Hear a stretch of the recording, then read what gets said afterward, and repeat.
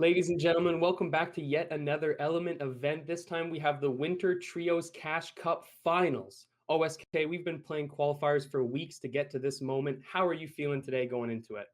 And I'm feeling particularly great. I'm feeling so good that my eyes just can't take it, so I have to wear some glasses today. We got to get the brain up. We got to get the smarts going on. I look like a professor straight out of a chem lab, so I'm ready to break down this gameplay with you, plays, and it is going to be a wild one today.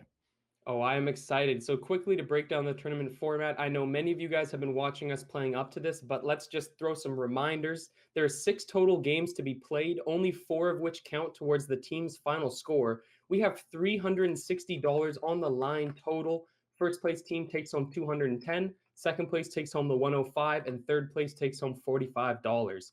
That is the format we'll be playing today. And also, we're going to run through the teams really quick just to give a quick credit to everybody who's made it to this point. So from qualifier 1, we have the quick list off the top here. I'll throw it to you quickly for qualifier 2 and come back to me on that Q1. All right, so from qualifier 2, we have some great teams, notably in first place currently in the standings. We have Team Untiered. No surprise there, been dominating quite a lot throughout some of these trios events, so good to see him back. And then following down the list here, we got Papega Dragon Pog Cannon. We have Team Kopfnuss. We have Team PvE. And then we have number 9 here, Shays Belays. Now, keep in mind, they do like to pronounce their name a little bit different, but it means something else in German. So we're going to go with the English translation. It's Shays Belays today. Now, for qualifier 1, please. Yeah, qualifier 1, we have some other stacked teams. That's G3 coming in, Nexalino underscore SB, Colt Levin, World Tier, and finally we got Team Nasty coming in from qualifier 1. But let's quickly get into predictions because I know the games are just about to start and I want to hear what you have to say about who you think is going to win today's event. I know my face is splotchy. Let's just forget about it and get on to the predictions, OSK. Who are you taking today? I'll tell you what, man. I've been seeing this team come out all over the place. They don't always do the best in terms of placement, but they do really, really well in terms of exiles, in terms of damage, and that is G3. I think they're going to have a really big day today, especially Megaverse and Chaos. Camsuck's always there to provide that support that both these need, but really the talk of the town is going to be Megaverse. That is who they want to be funneling all the best strategies and opportunities their way. So G3, I'm thinking, going to have a really, really big day. And then keep an eye on this other team I'm going to pick. This is our pocket pick. We always do. I'm going to be paying attention to Colt Levin, specifically because during this weekend scrims, they had an amazing showing with some of these top teams coming out and practicing against each other. Colt Levin won 4 out of their 6 games. Their exiles looked a little bit on the low count, so I don't know how they're going to do on the scoreboard, but keep an eye on them. If they start winning these games, they're going to be in a really good spot to take the whole thing. Plays, who do you have? I mean, after casting so many of these events, OSK, you know I have to stick with Team Untiered. They are just that pick you always have to go with in these trio events, so dominant for so long. But it is interesting, right? Because usually U-Tier is a front runner by a long shot coming into the trio finals, but there's some very tight competition. And like you said, teams like CL, teams like World Tier, teams like G3 all have a great shot of taking home the bacon today. I cannot wait to get us started. 6 games total, like I mentioned. And I have a feeling it's going to fly by quickly, OSK. Oh, absolutely. It's going to fly by quick. 6 total games, man, and only 4 of them are going to count. I'm expecting some fireworks today. Of course, our normal format, we'll be doing 3 games on the NA side of things in North America. Then we'll be going to our halftime break. And then in that second half, we'll be switching on over to team, or rather to region Europe. That's EU. And plenty of our teams here are predominantly from Europe. Most notably, I think we're going to be looking at Next Salino. That's consisting of Next and Borsalino, who are predominantly from EU. I believe Death is from NA, but they really have this really good dynamic that they bring to scrims, especially. They don't really do the best in scrims, but we always have scrims on NA. So there's plenty of room for them to work in whenever they get on their home turf. And I think it's going to be a big one for that. And not only that, I think we have a new mechanic being introduced just in time for finals here, Mr. Hulk Smash. And it is, we're going to be looking at the rifts here today, the arcane rifts. I've seen plenty of teams use it to reposition in the storm and really gather just more information going forward into their fights. So keep an eye on that. I've heard that Team G3 has been using it quite well as Untiered. So whoever can really adapt to this new mechanic the quickest, I think, is going to have a really big edge in today's contest. I mean, that's interesting, right? We always talk about adapting to new changes in the game, but very rarely do we get a curveball thrown at us in the week of the finals. Really exciting to see how these teams can adapt. But without any further ado, we have game one. Camera is on Takeo Cookies as his team looks for a nice and safe drop, OSK. What do you think about this early start? So the early start isn't too bad. Now they do have a whole bunch of common components here. Take You Cookies and Voosh now, as I'm saying it, did find a nice little belt, and that's going to be the last piece of the puzzle for Delicious Wet Fish. So we're looking pretty good in terms of belts, but it's going to be those utility pieces of gear that they're going to be looking for here. The amulets and especially the boots. No one's picked up a boot yet, and they're really lacking in the damage department from what I can see. And that's something that's going to be very important specifically for Takeo Cookies. You can see that he's rocking that focus mana. You can see that he's really wanting to do some big damage with this shockwave. So the bigger rarity that he can get, the more that focus mana is going to scale off with that 30% multiplier. So keep an eye on that. Looks like he's trying to read. We're still thinking about it. There we go. Reading up the scroll. And as soon as they're able to clear out this timber end area, I think they're going to have a really, really good time. Of course, not enough to simply just pick up your gear and go. You have to make sure that you're skilled enough to use it. So we'll see how it develops. Meanwhile, in the kill feed over here, we can see that it looks like Team Pepega Dragon Podcan has already picked up a nice little bit of exiles onto a squad. Looks like no one from our particular event, but nonetheless, that will be 3 exiles going towards them. So very good start for Team Pepega Dragon Podcan, and we'll see how this develops going forward. Yeah, you love to see that for them. Get that momentum building early. Gigabyte is always a threat in these events. He's so consistent on that conduit. And as you can see, both of those kills were with that lightning gauntlet. Now we're getting over to Nexalino_SB. Next is the perspective we're watching. But this looks like just a slow rotation from this team, OSK. Yeah, slow rotation indeed. And something very, very important to note, I'm not seeing a whole lot of long range classes here. It looks like they're going to be relying on a whole bunch of offhand options. Notably, Death and Next both like to run that Frost offhand. So we'll see how it serves them. It looks like they're trying to compensate just a little bit for the higher ping on the NA side of things, what they're usually used to. Next, in particular, doesn't usually run Pyromancer, but that increased AoE might help him out here. Normally doesn't miss a shot like that either, nor that one, so maybe this is some sort of compensation he's looking to work with. Right now, though, it looks like Borsellino has been found out, and so has Next. He's already down. This is Team G3, one of the teams that I predicted would have a huge day today, and it looks like they're doing just that. We have 2 down, 1 to go. Death SB trying to get right away real quick. And now we have Megaverse here, and Chaos really looking to finish this one out. Looks like Death has already taken out Cam Sucks, so maybe a little bit of a pickle that they're in. Death getting the quick exile, or rather the quick reset, and we'll see if he can pick up his teammate. It's going to be difficult. We have Megaverse, looks like up front, going to try and snuff him out here. But again, going to be very, very difficult to do. Plays, I don't know if he can get out of this one. It looks like they're in a bit of trouble. The res is coming up, though, so this might be a big opportunity. Yeah, that was a beautiful timing on the res. Next still goes down, though, so G3 was able to pinpoint that body. Even though Death did manage to hold it down for the full 5 seconds, G3 was still body spotting close enough to drop it. So now Nexalino_SB is left with 1 member. And I also want to talk about how clean that movement was from G3 as a team. You saw Next playing on the back line, and Chaos spotted him, immediately jumping in, playing to his class strength, and taking down Next in that 1v1 off the side. So beautiful play from G3. Like you said, that's what we're expecting from them today. And now as we watch these other teams rotate through the map, still plenty of players in the lobby. And OSK, it looks like game 1 is going to be a heater. Yeah, game 1 heater indeed. Looks like we're having a northern rotation. Hopefully we can see what side of the map that's going to end up on here pretty soon. But for right now, we have Slamrox, we have Copyright, we have Insomnia. Just sort of rotating up towards the northern side. It looks like that's going to be Team Kopfnuss. So we'll make sure to give the team names as we are calling this out here, but it looks like they do have a bit of ground to cover. This is Team Untiered now. Haven't shown up in the kill feed quite yet, so a little bit of delayed action than we normally see. Looks like, yes, we will have that northwestern side of the zone being covered here. Hopefully we'll get where it will rotate up next, but in the meantime, we have Tfal going to take up Nigrov there.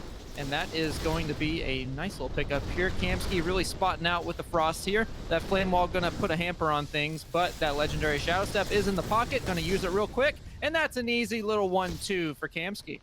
Oh, looks like he's getting warmed up as he hits another shot off the backside. That will be the squad wipe. And UT, just as you say it, OSK, they weren't on the board, and now they check in for a couple kills. That's going to be great for them going into the final circle. 29 people still left total, so UT knows that they have to approach this a little bit carefully, but I got to say that looked convincing.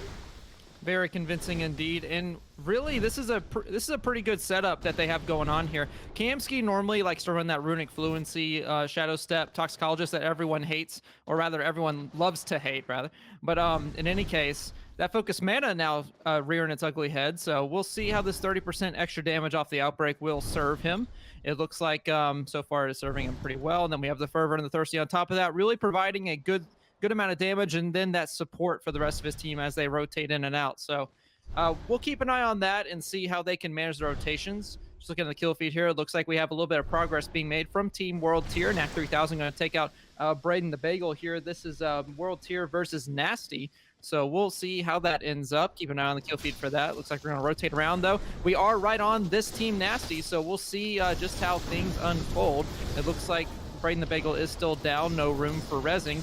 And indubitably Nasty has to really back up and really rotate in for his team. They might just abandon Braden the Bagel plays. Yeah, and a quick mistake on the dash going backwards. Now indubitably Nasty is on the back foot. You can see his teammate getting shredded. Southside Sandy will fall. And now indubitably Nasty needs to try to make a breakaway, but 3 people chasing. World Tier cleans up that kill. Nice job by them. They do not get worried about playing into the storm. They are just patient, running through that squad and getting themselves a nice wipe. Looks like we've seen some really great team play already in game 1, OSK. Not much time for these teams. Looks like they don't even need that warm-up. Yeah, it looks like the warm-up, again, like you were saying, not needed at all. And really, this is a real big opportunity for No Ace to really show himself here. He does really well in solo scrims, and it's a name that we're very, very familiar with. But this is a new build that he started picking up on the solo side of things, the Harmony Fervor. So keep an eye on that and see how it ends up. Right now, though, we have Team Colt Levin already losing one of their strongest members. This is Meba already down, notably a brand new Tempest player. Now that we have the squad changes for Chapter 1, and it looks like we might have Cozy trying to pick up. Not going to be successful in that. Meba going to have to crawl right around towards Solar Bear in this little indentation in the wall here. Running the tank Frostborn setup, it's very, very popular among this particular player. So Solar Bear really, really believes in this build, and it's something that he's shown me on more than one occasion. Hopefully, we'll see if Meba can get up, but Cozy's going to get absolutely demolished by TTV Coach PK. And now Team CL, my pocket pick, might be in a lot of trouble.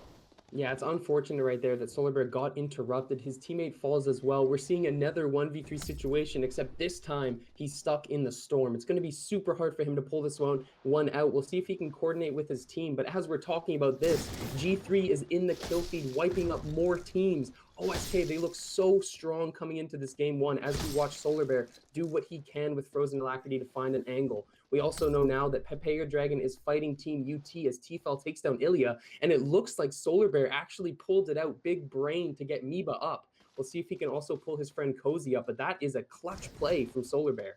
Clutch play and clutch talents as well. You can see that Thirsty's going to be working overtime. His team will want to stay very, very close by. They are going to save so many resources by what he's doing right here. The quick little res will get him 40 HP. Now that zone is ticking quite a lot, so Meba will have to find another health potion to kind of get it in the meantime. Otherwise, he will go down like right now he just did. Looks like Cozy might stay behind and try to get him up. Maybe a little bit of a juggling act, maybe not. We'll have to see how this plays out here. Looks like that will be the case. A little juggling act going on. I'm not sure if they're going to make it into that zone as well as they want to. I didn't see any more health potions in Solar Bear's pocket, so this might be a bit of a weird situation. It looks like 2 of them will go down. Keep an eye on that kill feed for Team CL. They might not win this battle of attrition.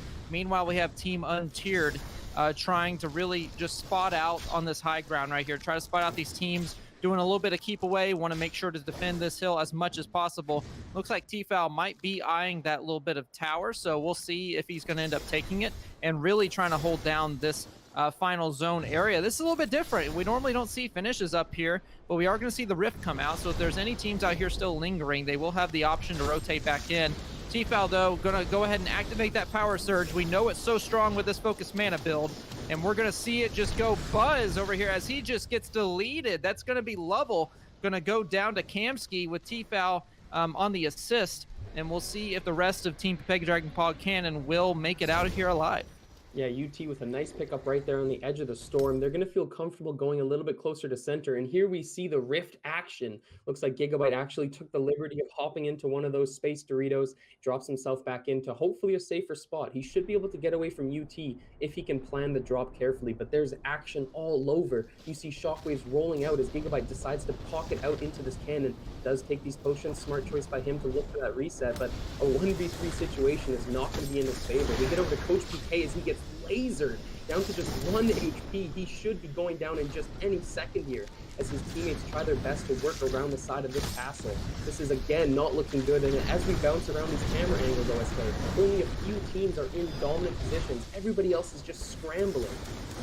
Yeah, Untiered notably has that high ground on the hill there, so they'll be in a very, very dominant position unless they rotate it off to take a quick little fight here. But this is 17 total players really vying for this last little chunk of the circle, so I don't know if there's going to be any true safe space for them to really work in here. It looks like we have I'll have to look up the full team name yet again because it's quite a long one, but just imagine it in your head that it's an amalgamation of Coach PK, Where's My Virginity, and Sir Passive. Just put all those names together and you pretty much have it.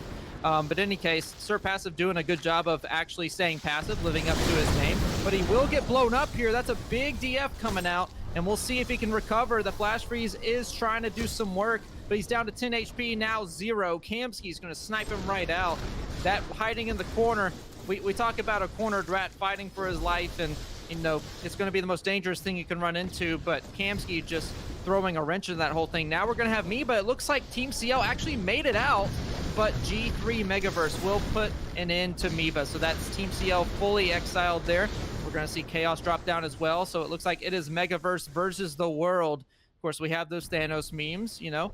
Megaverse is no stranger to fighting whole teams by himself, so we'll see if he can get his teammates up. But for right now, in a very dominant position, Team Untiered going to rotate their way in. They're actually going to collapse onto Team G3 as well as the rest of them. So Megaverse has his work cut out for him, and so do the rest of these teams out here. They are looking so good going into this late game. Full HP, full armor on the entire squad of UT. Looking at this high ground now, we're watching Kamsky just barely missing the snipe on the flying target 2 times now, but UT still comfortable in their position. With just 10 players left, we don't know how anyone's going to be able to challenge these 3 as they roll farther into the circle. They are just taking free shots with no pressure on them, and when you have a player of Kamsky's caliber able to do such things, you are in trouble. Kamsky finds the angle, drops down another player. That is one of the members of G3 Megaverse falling to the toxic spray. Kamsky now trying to make some space for himself to work. 7 players remaining, and Kamsky has 5 exiles to his name. Throwing down the ice spikes, landing another target shot, just barely missing the toxic spray to drop another target, but that will do it.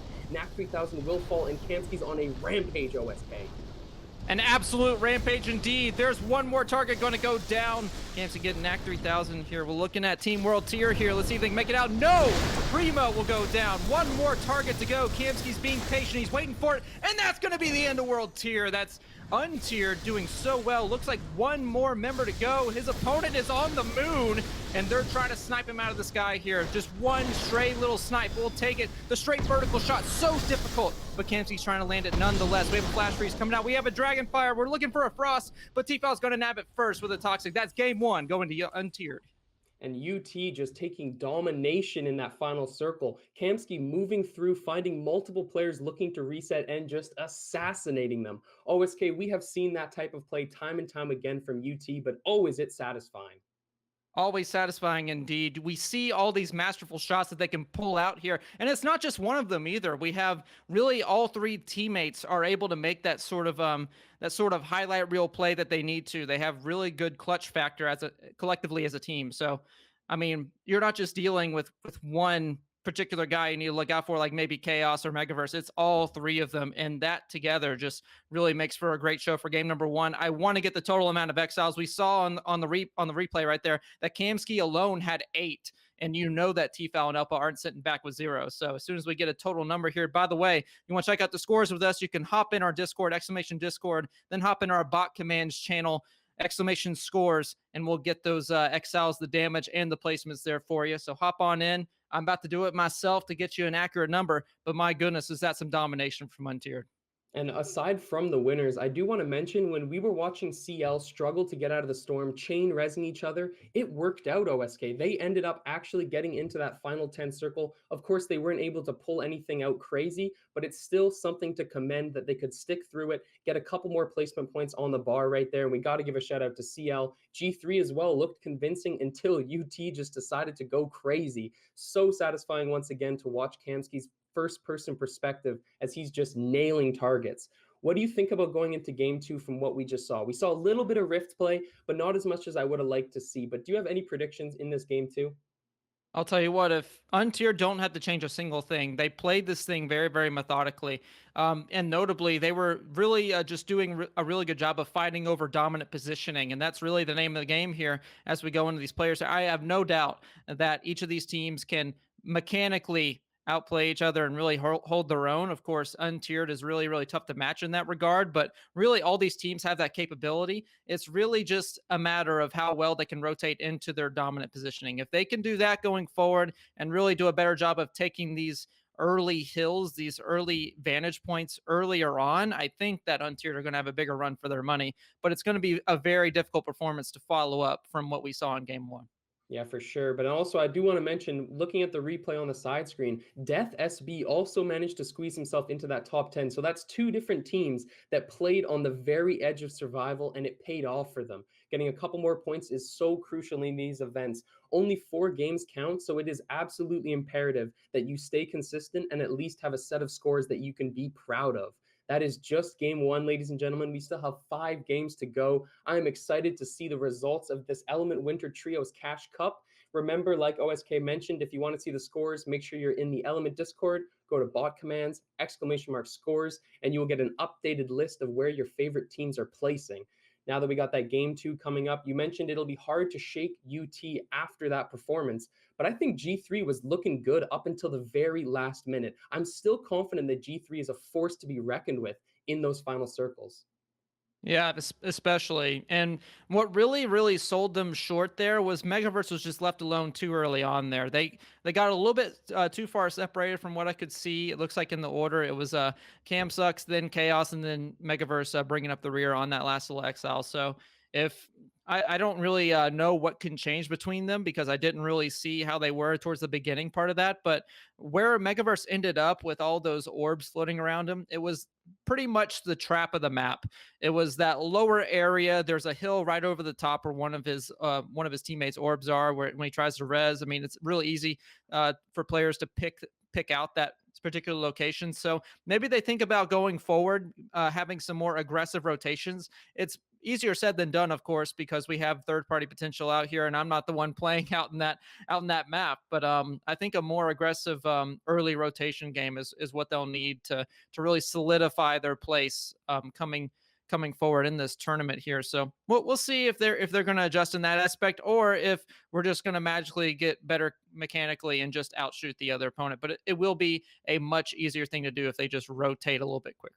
Yeah, I agree on that point right there. All of these teams that are participating today definitely have the potential to make fast rotations. They can all rely on their mechanics. They're all high-tiered players. I just want to see who makes those calls, who makes the decisive decision. Because often I do think in trios, it just comes down to how can you adapt to the situation in front of you. You can write a detailed game plan. You can run it 50 times in scrims. But if one of your teammates gets downed in a spot you didn't expect, how do you adapt? That's what I love seeing about these trio teams, and I think UT is fantastic at that. G3's been getting better with that as well, but that's what's going to matter in these remaining 5 games, in my opinion, OSK.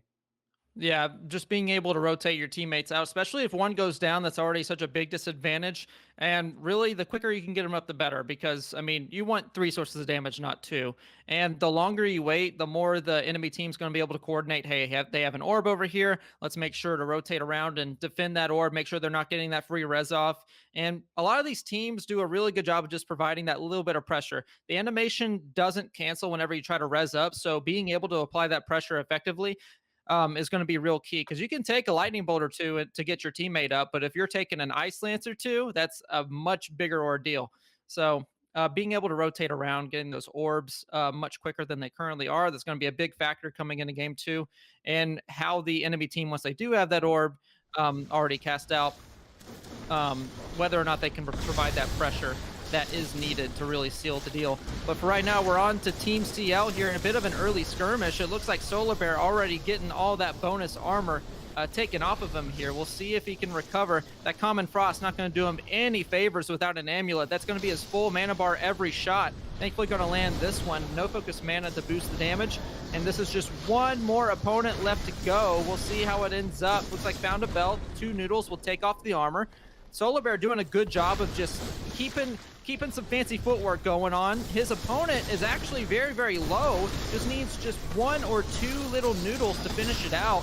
So we'll see how that goes. An unfortunate fortitude going to be procced there. Solar Bear, no lucky stars to be counted today. Going to have to just rotate off and let his teammate finish up. But a very, very good, resilient play coming up from Meba. That's Team Colt 11 dodging a bullet there with Team PvE. Yeah, for sure. And that will be Team Where's My Passive Coach going down early in game 2. Great job by Solar Bear to make work with Frostborn at level 1. This is one of the hardest classes to use without any other tools. You saw Solar Bear throwing out the noodles, but he still managed to make it work in the clutch, and his team will be looking good going further. But now we're looking at G3. We got Chaos rolling in on that Frozen Alacrity left by another player. He's on the Pyros. He throws the Ice Snipe. He's such a shooter with that. Hitting off the 53 now, looking at another angle. Can't quite get it to go. Taking a lot of damage on the side from Lightning. So now he's going to teleport, though, aggressively as the rest of his team makes the move forward. But it looks like they totally scared this other unit off of that house. And G3 will get the full reset and some nice damage to take home on the card. Deservedly so as well. That's a lot of pressure they're providing, and this is what I was talking about, getting those orbs taken care of early. That's going to be 2 free exiles going to Team G3, and this is going to be Team Nasty feeling really, really bad going forward here. I would have to imagine Indubitably Nasty going to have to play very, very passively going forward. I'm not sure if he's going to be able to pick out any disruptions. Keep in mind here, as our scoring goes, you don't actually get extra credit for disruptions. It has to be a full exile. So what you really want to do is just stay back, land a whole lot of damage, and try to get as high a placement as possible. You don't really want to be full committing into these teams unless they're all like 1 HP or something, but that hardly ever happens. So we'll see what Nasty does going forward. It looks like Cam Sucks is really just trying to lay it on. Indubitably Nasty over here very, very early on, trying to get a little bit of an extra exile going on, but it looks like nothing doing. Meanwhile, we have Insomnia here. This is Slammerox and Copyright on Team Copnus. And we'll see how it ends up here. So far, Insomnia not feeling too good. It's just 1 more fireball away. That's going to be Pepega Dragon Pog Cannon taking that very handily. Gigabyte with 2 exiles, notably. Yeah, for sure. Gigabyte always consistent. We mentioned that in game 1. Always a player to look out for. And he's got Lavelle and Ilya coming up the flanks with his team. It's always a good team. I also like the composition. Conduit to play a bit of backline. You got a Pyromancer, and a Stone Shaper to play a bit more frontline. Good to see these types of compositions come out in real time. 26 players left. It looks like this game has a bit more pace than game 1. And these teams with high mechanics benefit. When there's more fights to be had, there's more opportunities for these great players to get damage, to lay down exiles, and it looks like we're going to see a big 3v3 as G3 rolls in on Pepega Dragon. Megaverse is going to start us off going down that boulder. Can't quite get it to go, but he's going to keep advancing. The rest of his team is rolling up as a 42 shockwave hits off Megaverse. He just keeps up that pressure, trying to make sure this team knows where he's at as his teammates are rolling through the backside. Chaos now helping with support. Megaverse just dropping down with that offhand Toxic. His team is doing the best that they can. Megaverse got stuck behind a boulder, it looked like, for a quick second, but now he's back in the fray. Throwing down a 42 damage shockwave, doesn't get the boulder to go, but G3 looking so great into this fight. They pick their angle, they pick their moment, and they are executing. Yeah, the gardening looks like won't work out too well there. Megaverse is trying to land that extra little bit of tick. The Toxic Cloud notably did not get the charge from the firewall, so no big Dragon Fire going on here. But it looks like that might change. It looks like we're still trying to get the gardening out. The corrosion will tick, so we have a lot of information to go on as to where his opponent's going to be rotating out towards. It looks like Megaverse is trying to paint this land with a little bit of fire. We'll see how the chariot goes, but right now, getting over the top here, landing some big damage, trying to get this last little icy boulder to connect. That's going to be a 2 for 1. Let's see if we can make it a 3. That is Chaos finishing off level here, so 1 member down for Pega Dragon Pog Cannon. Megaverse really looking for that early rotation. He's looking for this early exile going on that is going to be very, very risky. He won't be able to finish that out. Looks like he'll have to rotate out. This Thirsty about to go burr with all these small potions, so we'll see just how this rotation ends up here. Keep an eye on that orb, though. Pega Dragon Pog Cannon still has that in their play. and just keep an eye on these teammates try to rotate out. It looks like though G3 might be on the back foot just a little bit, but Megaverse really planting it on the toes here. Let's see if he can rotate back in, trying to get a little bit of toxic spray. Nothing doing here. Kind of a long, drawn out sort of fight. So we'll see who's going to win this battle of attrition. Team G3 though still up an extra member, so Peg Dragon Pod Cannon have a bit of their word cut out for them, but it looks like they got him up. Yeah, they will be rotating now into the rest of these fights. 26 players still remaining as Ilya will be watching that angle, trying to get up to the top of the cliff, but he can't quite get there. Too much pressure looking his way as he throws out some shockwaves in response. Looks like his team is going to do a far side rotation. They don't want to take any front fights. Lavelle is still low. They don't have very many resources to work with, so they're going to try to bounce out of it. But Ilya just taking damage from all sorts of angles. And looking at the kill feed OSK, there seems to be fights happening everywhere on the map. Ilya will eat a bit of storm damage. Apparently, it's worth it to make it to this rift. This is going to be a crucial moment. Can he get his whole team to bounce? Here we go. This horrible. Gets himself up, and that is a crucial moment for the team. This just shows you the power of the rift. When you get a well-placed and a well-timed portal to just take yourself into safety, it is just game-changing. Not only that, but I'm seeing on the mini map here, we might have a bit of an Aegis tower to take care of. So, Ilya, if you haven't completed your quests here, this is probably a good time to do it. And look at this Foresight working overtime here. This is something I didn't call out initially. That Foresight going to be huge to see where that next zone is rotating towards. It looks like you might have heard me after my little critique after game one here. They're going to have to make really, really aggressive early positional calls. And it looks like that's what Ilya is doing exactly right here. Going to take control of the Stone Tooth Mountain. And that's going to put a lot of pressure here on Team Untiered specifically. They now have that high ground to worry about for the next zone. So we'll see how they're going to adjust and rotate off. Right now, though, laying a lot of damage into this opponent who's found themselves out in the open. But T-Foul going to eat an Ice Lance in return. Even trade here from these two teams. Elpadog now at half shield, so we'll see how that ends up. Watch out for a little bit of gardening on that corrosion. T-Foul going for the wide rotation here to try to get this better angle on the enemy team. I'm not sure if there's anyone actually over here or if they're just going to hold this for the moment. But for right now, Untiered actually feeling a little bit of the pressure from G3. Nice adjustment coming out from this top team. I mean, we knew that G3 always had it in them to take UT in that final circle. They had a good run in game one, but UT was just too dominant. Kamsky was just feeling himself in that final fight. So we'll see if G3 can redeem themselves in game two. But watching the kill feed, looks like CL is in a fight with Team World Tier. Takeo Cookies goes down as well. So this is a multi-team scrap going down in that kill feed. 23 people still remaining, so there hasn't been any full exiles, just disruptions, as we're still watching G3 make their rotation across. They look nice and looted. Chaos would definitely be wishing for a better belt right now, but in terms of how they're positioned, how they've been playing into this match, I think G3 is feeling comfortable. Yeah, but I will give you a little bit of an update there. It looks like Team CL did take out this earlier team, Takeo Cookies, on the side of Shays Belays, but they are being turned on by Team World Tier. It looks like they're even in terms of exiles, in terms of who's down, but World Tier, you can see very, very low amounts of health and shield, and trying to get NAC 3000 with an enemy rotating over the top. That's going to be a very, very difficult thing to do here. Primo looks like will stay down. Knack going to join him there in the orb form, and No Ace really has the work cut out for them. They're going to have to rotate off, abandon their teammates, and find themselves in a bit of a similar situation as Nasty is. Going to have to just avoid fights, land any sort of damage you can, but there's no way you're getting your teammates at this point. Team CL is just too good. We'll see what No Ace can do to rectify the situation, but definitely going to have to watch out for all of these rotating teams. Keep note, he's also in a valley, so he's going to have to look towards the sky as well, make sure he's not getting approached on. So keep an eye on the kill feed. We'll see where the update comes up for there. Just barely low is going to be Solar Bear's shot, and looking for a little bit of height here. He's kind of in a tough spot. All this cover around, not really a whole lot of room to work with. So we'll see. It looks like that's No Ace, though. So we'll see how he handles the rotation. He loves to go outside the storm. We'll see where he ends up. That's a beautiful shot coming out. A little bit of Ice Prism increased damage. Solar Bear doing a good job providing pressure for his team, but now it looks like he might have alerted the team to their position. So we'll see if there's going to be a bit of a collapse here.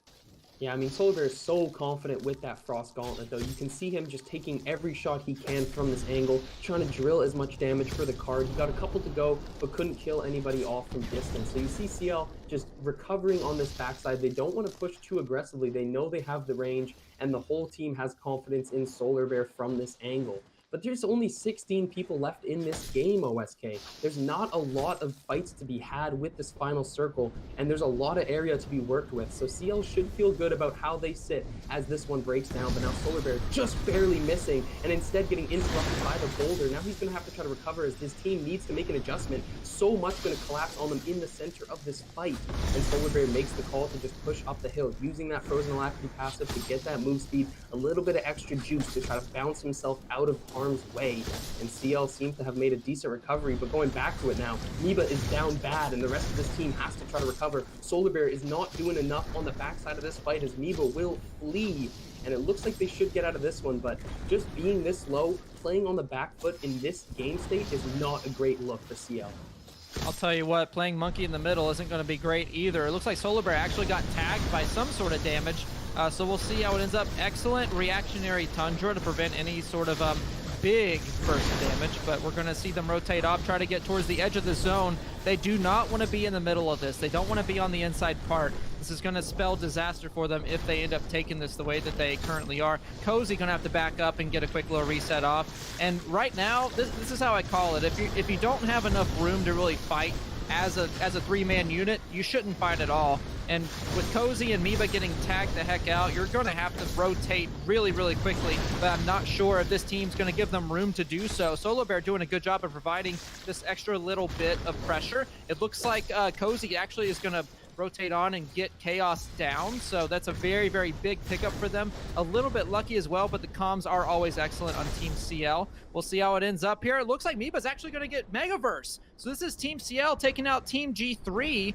So very, very nice recovery there. A little bit of help from Nexalino onto Cam Sucks, but still very, very good recovery. Looks like Cozy's going to have his health just shaved down a little bit by the zone. It looks like he might go down. Solar Bear with literal 1 HP. Oh my goodness, the lightning is going to do it though. That's going to be T-Foul, going to take out Solar Bear actually on the hand of the Flame Wall. And this is a very, very familiar situation. We have untiered in the late game yet again against notably our EU team, Nexalino_SB. So who is going to come out on top here? That's going to be a really big question, but untiered, man, they have game one sealed. Now it looks like they're having game two. Next, very, very low. Death SB is the last one remaining, full health, but not a full team. Looks like this might be a repeat, plays. Yeah, UT doing a great job of just focus firing onto Next on the back end. They will look to wipe the rest of the squad. Gigabyte falls to Kamsky, so Papega Dragon, Pog Cannon will lose another member. Next gets disrupted once again. I guess he got res, but quickly popped again. And look at T-Foul on this high ground just dishing the damage. Wow. That is Lavelle falling, and it is a 3v3, but can you even call it that? Nexalino's team has just been sitting on the back foot. They were low going into that fight. It wasn't a full 3-on-3. UT was just so dominant in these final circles. Once again, UT with a surgical performance to take the dub. Absolutely. T-Foul finding his way to the top of that mountain as well really solidified their positioning and solidified their absolute dominant performance in game number 2. It's much the same way as they won game number 1. And at this point, you got to be asking, is it that they're finding themselves in these high ground positions? Is it the mechanics? Is it just both? Are they just better? That's the question you got to ask. But there's got to be an adjustment some of these teams can make to really put themselves in a better situation. They're not invincible, but they sure are playing like they are. So hopefully we'll have some teams bring them back to mortality. But for right now, they're putting up an absolute dominant performance. I mean, this feels like a theme in a lot of our trio events. UT always coming off super strong, and then it feels like me and you just trying to reflect on who can challenge UT, who can actually put an end to their reign. Sure. As both of these first two games go out in style. UT is going to have a convincing lead over the competition. G3, once again, it seems like in back-to-back games, they look so comfortable going into the final circle, but then disaster strikes and they get third-partied on a different angle. They get hit up with a bad fight, and then they get wiped out by the rest of UT, who is just dominant. I also want to give a shout out to Nexalino_SB though. I thought they played very well into that 3v3. They were coming out of a fight on the back foot as well. Next had to just deal with so much pressure. Couldn't quite take down UT, but we got to give them a shout out for getting that second place finish. Absolutely. And it's very important to note as well for that team specifically, they're really going to shine on the EU side of things when we switch servers after halftime.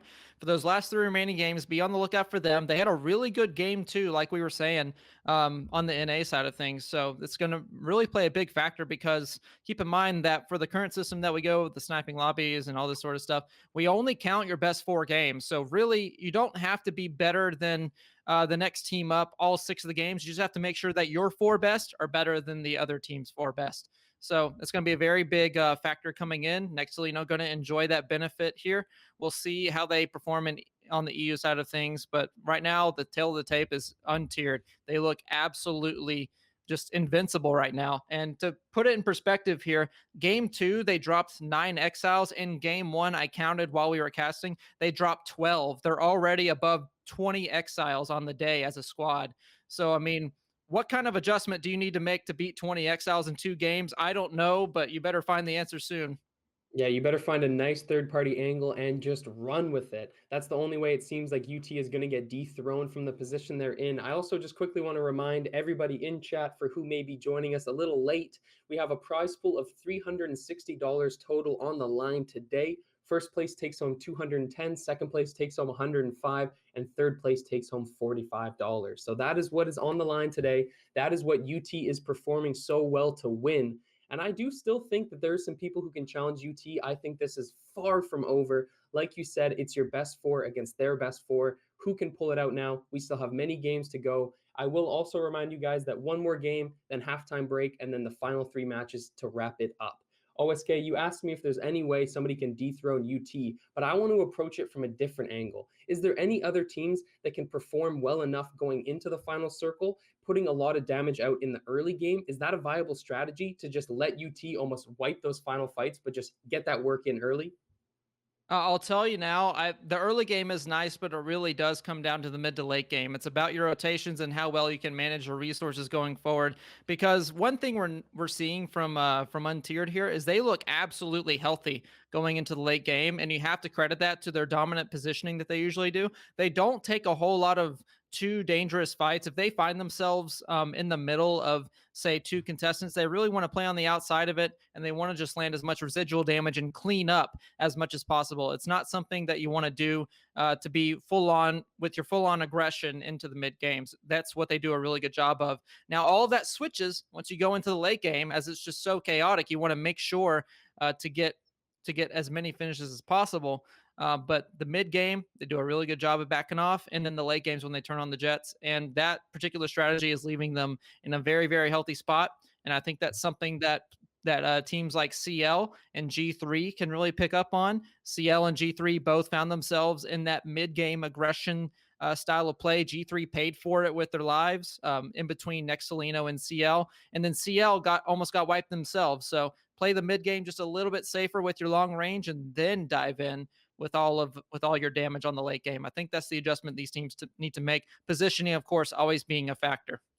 Yeah, for sure. I mean, this is something we talk about a lot, though, OSK. It is easy for us to make recommendations from the desk, but when you're in the middle of that action, you have to make decisive calls and there's pressure coming down on you. How do you react in a team setting? That is the big question at the center of today's event. But again, we got game 3 coming up, halftime break, and then the remaining 3 games. Also want to apologize. I understand that my camera is glitching out at certain Got some points. pretty lips.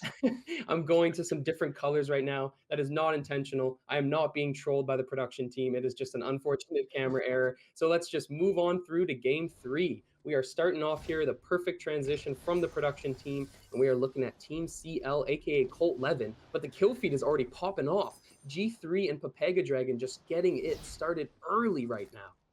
Yeah, it looks like they took your advice there to get the early game started off soon. Of course, something G3 likes to do normally, but yeah, they're doing a really good job there. I honestly can't speak to that beautiful transition that you just had. That was completely unplanned, but you're just so talented. It looks like it just fell on through. Let's see how Colt Levin does in this early game. Looks like Tethra, though, not a part of our event, but looks like might be a part of the exiled portion of the lobby. Tethra going to have to really really play a little bit carefully here. He doesn't have very much gear. Looks like the only thing he has is Escapist plus purple boots. So we'll see how that works out for him. Really doing a good job of backpedaling, though, faster than I could ever go. We'll see if he's going to get followed up on, as his team is going to find themselves exiled very, very early on. It looks like this might be team Shays Belay is going to start off things very, very early.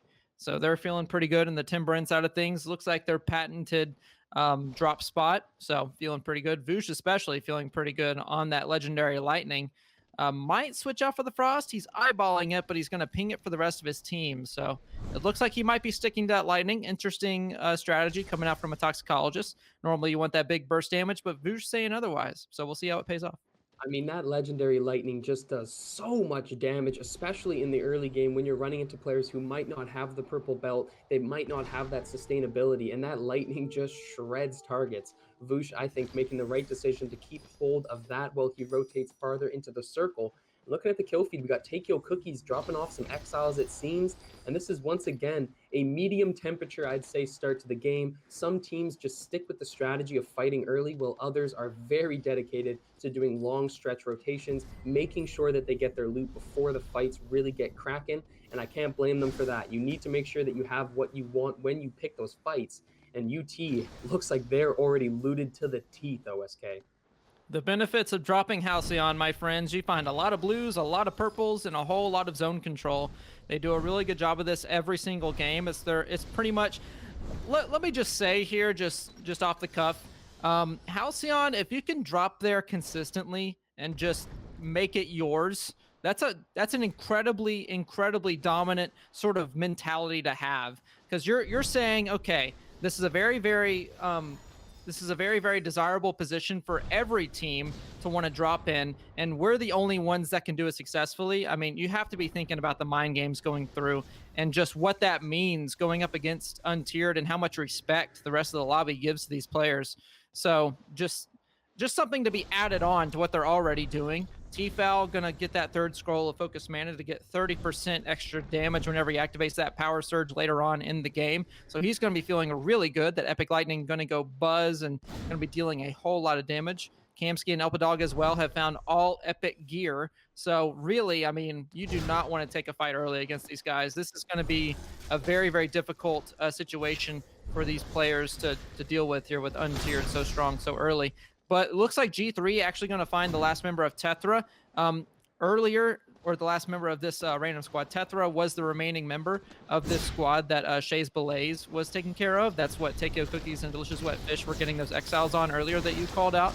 So it looks like they're going to have the end of the run there. G3 with one exile. And look at this, Untiered already pressuring with their early advantage. That's going to be Insomnia and Copyright down on Team Copnus. And it looks like one more member is just seconds away from being exiled. Yeah, UT continuing that domination. They have the great loot that we were talking about before. No fear to pick any of these fights as they wipe out Copyright with that hold down exile. I do think one member of their team managed to escape, so there will be one player remaining on that team trying to represent as Tfal eats an arrow to the knee, throws down that firewall to quickly get a reset as well. He has no worries about getting pushed right now. It is so interesting to see the confidence of these three players. Of course, they're going to be confident after winning those two games, but it feels like every match I see from UT, they are not afraid of playing into fights. They are just so comfortable with how they play. Maybe it's the amount of hours that they've put into the game together, but it is just so nice to see as you watch Tfal dropping a couple lightning bolts up onto that top hill. They will get ambushed by another player though, but look, once again, the comfort in this situation as Kamsky just standing on the top, dropping damage as Tfal goes for that reset, coordinated as they get back onto this castle wall, looking for the angle. And OSK, they might just decide to peel out of this one. Yeah, this is like I said earlier. In the mid game, they don't want to be in between two of these squads. It's a dangerous position for everyone involved. And Tfal himself has enough pressure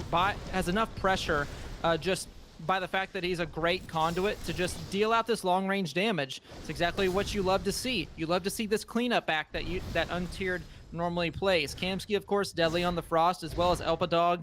So really, I mean, they're just doing the same exact thing that they've been doing all day. It's back up, get your long range going, land what you know what you can land, get that damage score up. If you clean up, that's great. If not, no harm done.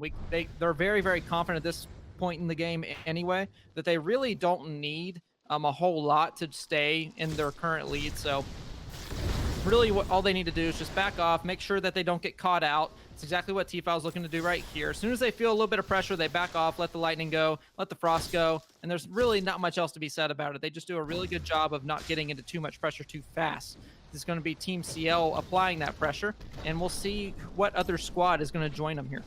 Nice mechanic from Meba right there, pushing that boulder away with the wind shears. Great little mini mechanic you can do there in a situation like that. He is on the Tempest as well, and you mentioned it in game 1, OSK. We are used to seeing Meba on either Stone Shaper or Pyromancer, but Tempest is a new look, and I actually really like how it fits into the rest of the composition, how it fits into him as a player, in my opinion. So that's going to be good to see him coming out with the rest of that. We'll see if he can find success in this game 3, as we see Camsucks holding down the Exile onto World Tier Primo.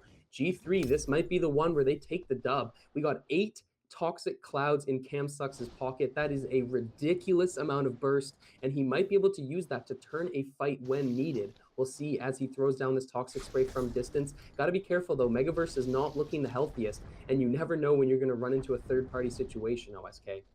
I'll tell you what, let's go for the memes. Let's see if Camsucks can get one more knowledge potion. I want to see some double digits on those sorceries. Just might as well just use that mechanic to its fullest. Why not? But for right now, G3 going to get tagged out a little bit. Megaverse and Chaos both going to lose a little bit of armor. It looks like Camsucks trying to really line up a last little frost. It looks like he might be lagging just a little bit, or maybe he's just enjoying the sky. I'm not really sure what's going on here. I think it's a little bit of lag, but we'll find out what he's going to end up doing here. Megaverse and Chaos still trying to put the pressure on, still trying to make sure that they are keeping that front line going. Camsucks for right now. Just going to stay back. Not really an angle he can take. Maybe he's going to go on the flank. We'll have to see. Looks like an eastern side zone, so we'll see how that ends up. Notably, though, World Tier going to go down to what looks like members of G3 and also Untiered. So Untiered might be running into G3 yet again. They are in this Westmar area, along with G3 in more of the Hope's End area. So that southern flank will need to be kept an eye on, and it looks like they're going to be rotating towards the more northern side. Again, they don't want to be in too many heavily engaged fights. They want to make sure to stay on the outside, let their long range do its work, let the poke break come out, and really not much else to it. So we'll see how they rotate in. Looks like the northern side, and not really spotting anyone else out. But we'll see if that changes going forward. I will say one thing about UT's game style. We talked about it again and again and again, how they play from range. They're so confident with the ice and the lightning. They don't have to push fights. But I do want to say that that is not an easy strategy to execute. You have to be good enough to hit your shots consistently, and your team communication has to be good enough that you can peel out of fights decisively. One mistake, one wrong push, and your entire team will get wiped. So shout out to UT for always being able to execute such a strategy. Now we're watching Brandon the Bagel looking on this far side, just trying to take some shots, but his team is taking a lot of damage as he does have that Featherfall in the pocket, ready to shoot himself upwards, drops it right there. Fortitude still on, so he will be immune to one source of damage, but it's not going to be enough. Nothing coming in at him aggressively. And this is probably not the position you want to be in if you are this squad. Rotating out is tough in these positions, and we'll see Brandon the Bagel trying to make his way forward with that Featherfall. The rest of his team is far back behind him. They are on Conduit Frostborn, so they're backline players for the most part. Now look at Brandon the Bagel going face first into the damage, and Gigabyte just says, forget about it, my friend. You are going to have to stay in Orb. As Gigabyte looks to push the rest of the squad, Pepega Dragon might have an angle here. Somewhere very quietly, you can silently hear Gatling just mauling that his Featherfall is going to get absolutely demolished. Unfortunate there. Sorry, it's a bad rune. Don't take it. That's what you get for running it. But anyway, looks like Team Pepega Dragon Pod Cannon going to find this absolutely dominant position. Look how much ground they can cover right here. They have this full side of the zone absolutely spotted out. Lovell going to land a beautiful Ice Lance. Looking for the second one. Going to get just a little bit outstepped. But the follow-up is coming in. He does have the Firefly if he wants to use it off the top there, but not going to fully commit. It looks like they're taking a page out of Untier's book and going to just play with their poke here. It looks like they might be getting collapsed on from the opposite side, so definitely don't want to play monkey in the middle here. Don't want to be involved in any part of here. Looks like our enemy onto levels trying to go for the highlight reel, but he will not connect with that frost on the way down. Looks like we might have just a little bit Dragonfire pressure. It looks like a lot of Dragonfire pressure. Level trying to make that thirsty talent really pay some dividends here. He's doing a good job of it, but that's a lot of damage from the fire coming out. This is a pyromancer. This is a toxicologist. That is an untiered player going to take out Lovell. Meanwhile, you got Team CL and G3 collectively going to take out Shays Belays, and this is an early thirst coming out from T-Fel. Let's see if his teammate can really go. Looks like a little bit of crouch spam for confidence here, maybe a little bit of BM coming out. I'll get back to you on that. Untiered, though, feeling absolutely dominant. This is the third game in a row. They found themselves in the late game, and it looks like much the same story so far. Tons of damage. The boulders, the lightning. Southside Sandy and Nasty are absolutely destroyed. UT T-Foul. Holy moly, where did you find that lightning gauntlet? It's looking nice and shiny and mega powerful. That right there was about 200 damage that T-Foul just put onto his scorecard in such a blink of an eye. What a play from the UT conduit, throwing down that perfectly placed sorcery into that combo with the lightning bolts. Nice move right there, as we'll see him rotate around the side. His team is a little bit farther to the left. They are making a wait to just try to push a coordinated push up to the front side. T-Foul does have teleport, so he could go take that high ground whenever he so chooses, but instead he chooses to just melt another player. T-Foul is so clean with that lightning gauntlet. The trapping is always there for him, as UT is fully healthy, full armor, full HP, and they look ready to take this fight. T-Foul, though, in a bit of a backside position, trying to land these fireballs. That is Chaos, walking a little too far as he just gets melted. We have very minimal players left in this circle as they just drop through. T-Foul goes a bit too far, but takes himself right back out of the fight. Lightning bolts coming down, but T-Foul can't quite get the damage he's expecting. Looking for the reset. Thirsty's doing so much work for him right now. Looking at Elpadog on the far left side as well, trying to get that 1v2. Everybody on UT is putting in work individually, but can they come together and win the third game in a row? T-Foul gets hit hard. He gets interrupted with the CC, now trying to turn the fight. He is low, making a desperate attempt to get out with his life. 3 HP will sit on it as he drops that quick bolt, but Camsucks finds T-Foul for the drop, and that was just Kamsky left on UT. G3 is fully healthy. OSK, this could be the moment that they take the win. It better be the moment that they do. If they don't, they're going to be in a really, really bad position to take first place, but doing a great job so far. They've made the adjustment. CL is going to go down to Team UT as well as Chaos, and now this is their chance. This is Kamsky. One more to go. G3 going to take game number 3. How fitting that their name is just a signifier of when they'll finally get their first win. Great adjustment coming out, doing a great job of this map control. It's exactly what you want to do. That was a fantastic final fight, though. I could not ask for a better scrap in that Game 3 ending. G3 coming out big, taking their W. So now we have UT winning Game 1 and 2, and G3 winning G3. Good job to them. Also, make sure you guys remember, though, that damage and exiles is a big part of our scorecards. Make sure you're checking how all these teams are placing. It's not all about getting first place. It's also about dealing consistent damage, about getting exiles where you can, and finding all the different little bits of scores that you can add to your card. But with that, OSK, a deep breath, and I think we're ready to take it to halftime. Anything else you want to mention before we take a break here? Yeah, just to expand on your placement as far as exiles go as well, in terms of scoring, I do believe that first and second place are separated by a score of 5. And then exiles themselves are worth 15 points each, along with damage being a fraction of that. So as Plays was saying, keep that in mind, that damage and exiles are going to be the most important section of your score. It doesn't matter if you finish first, as long as you're first in terms of exiles and damage. So with that going forward, like we said, we do have a halftime break coming up. After that, we will jump on over to the EU side of things for our second half. 3 games left to go. Hopefully we'll see some big things from Nextelino and some adjustments coming out for the high ping. But before that, let's hit this halftime break. See you in a little bit, guys. Wait for a mistake. Welcome back to the second half of the Element Winter Trios Cash Cup. We are just going to pull the scores up right now to update you guys on where we are at the moment. This will just be the top 5 teams to give you guys a picture of who's in it to win it for today's cash prize. So, OSK, break it down for us here. All right, so no surprise to anyone, Untiered is ahead after the first half. They have quite a bit of exiles. I believe that at this point they're over 30 in 3 games, so very impressive stuff. Now, in terms of exiles, G3 not doing too bad themselves. They are in the mid-20s from what I remember, but the placement has been much better from Untiered, especially that second game. G3 went out a little bit early due to Colt Levin and Nextelino, so hopefully they'll turn things around on the U side of things. Third place, as I was saying, is Colt Levin. They've been doing pretty well as well. Not a high amount of exiles. The placement's been kind of middle of the road, so hopefully we'll see some come out. Now, the tail of the tape. On the EU side of things, we have Nextelino underscore SB, who have a total score of 701. This second half is where they should really start popping off again. For only 4 games out of the total 6 that we're playing will count towards your score. So now that they have a little bit less of a ping issue, they will be in a better spot to take these games. So we'll see that come out here. And then in 5th, we have Pega Dragon Pog Cannon. Couldn't fit the Pog Cannon on there. That is a long, long name. Just remember as Team PP for short. And they're doing not too far behind Nextelino underscore SB. Not this is a team that I wasn't expecting to be in the top 5, to be honest. But I'm pleasantly surprised. They are doing very well. And then keep in mind as well on the EU side of things that we will have a sub in after game number 4. I think if I remember correctly, Ilya will be subbing out in favor of Joshua. So we'll keep an eye on that going forward. See if game number 5 and 6 will have a major impact going forward. But that is your top 5.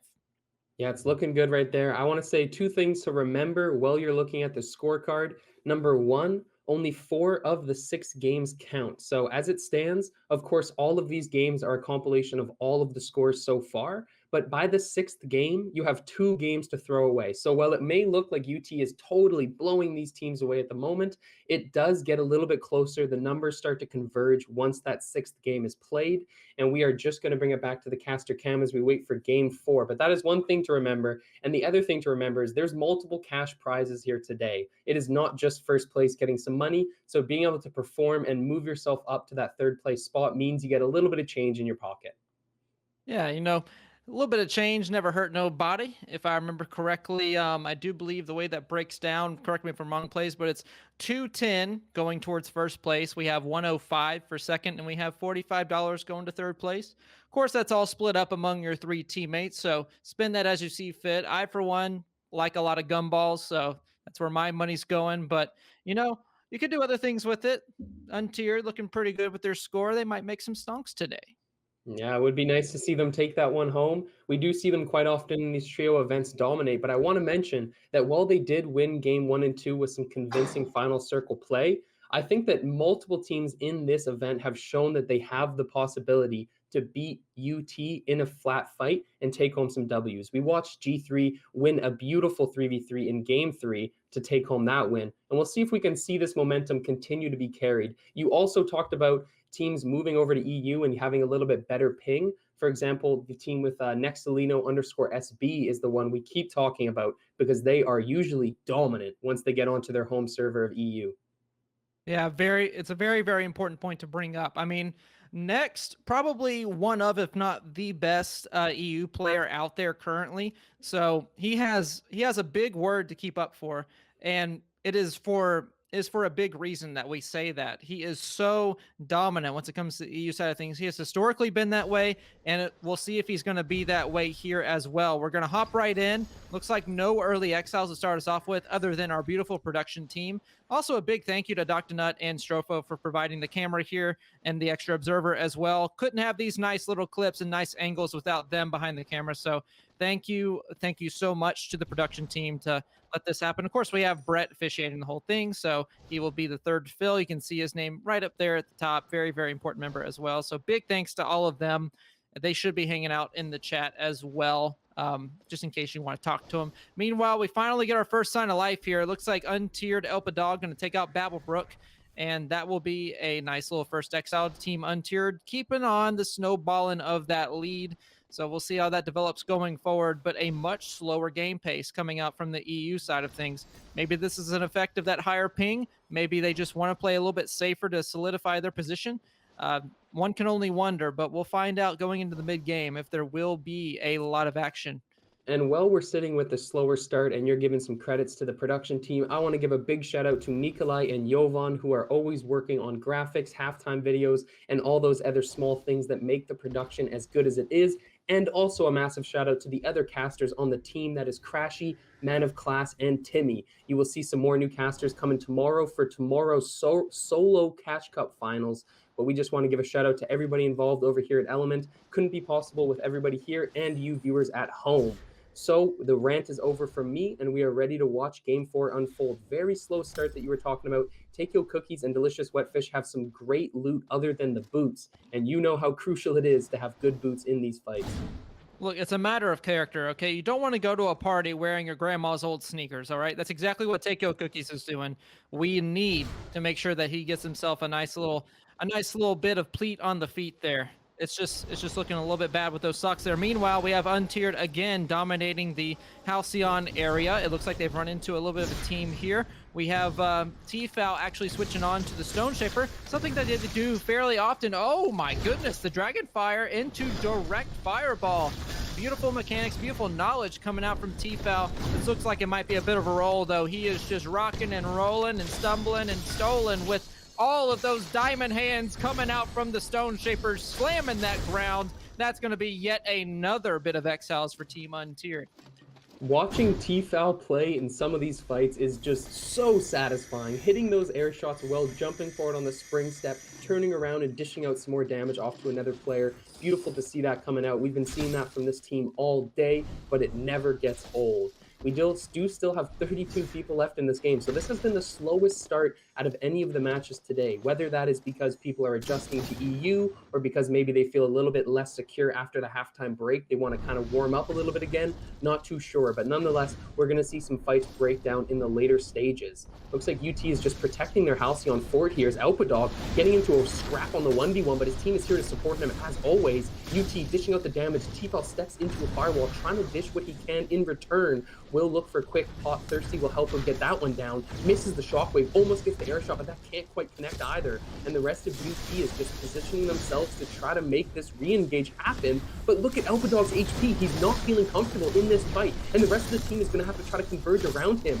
T-Foul doing a nice job of the sorcery placement, but OSK, UT is not looking healthy in this scrap, and there's other teams rolling up.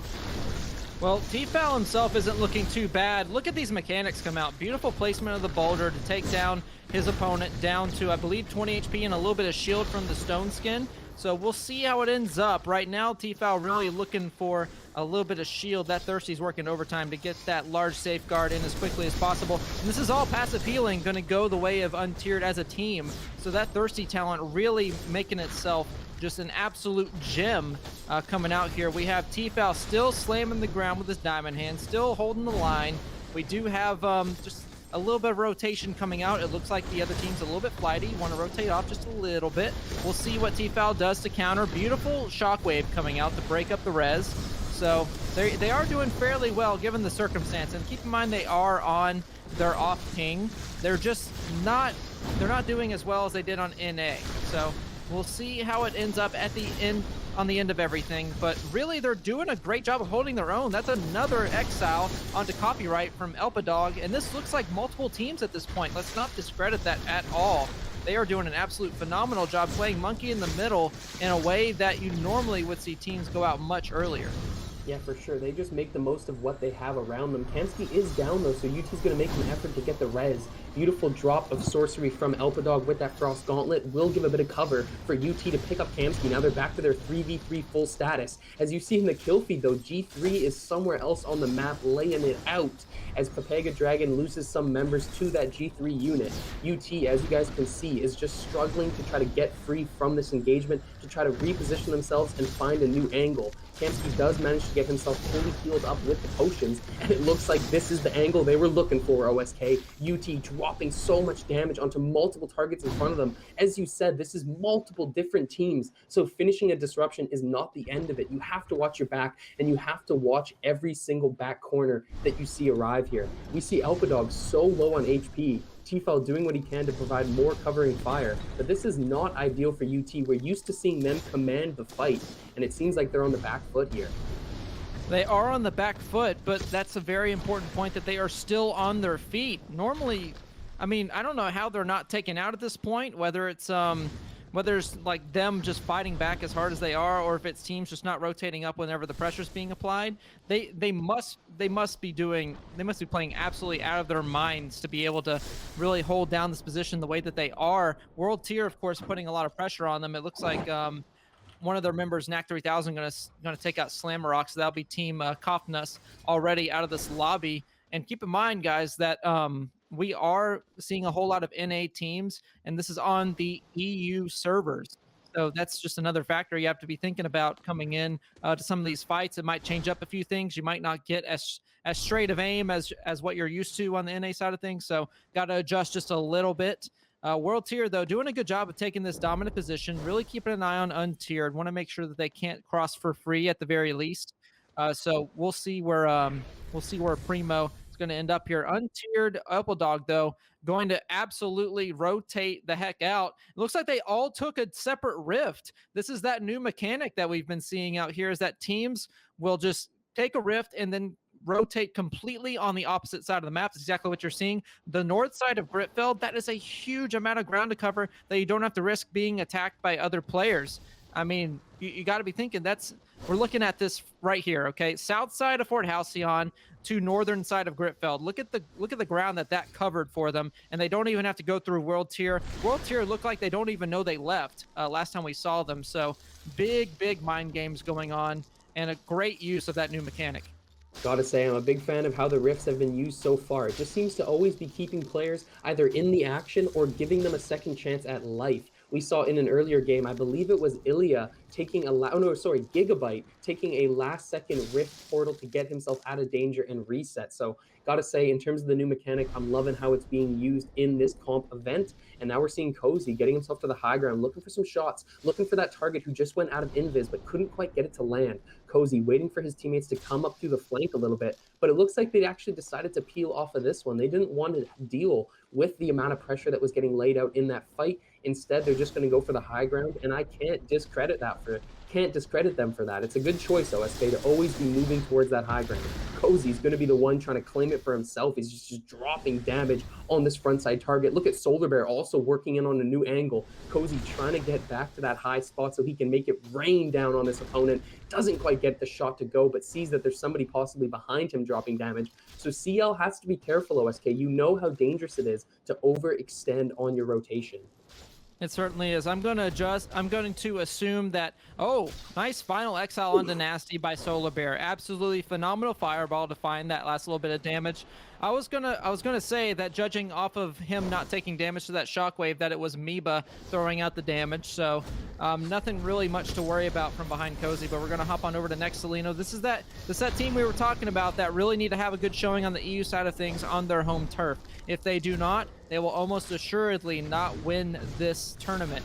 And it's a very big point to bring up because they didn't have the best showings coming out in the first 3 games. They had a pretty good showing in game number 2, but it still could have been much better. So they need to have some really big breakout games on this side of things. We'll see how their second half goes. For right now, Nex doing a great job of repositioning. Going to actually block himself off from the top part of that mountain.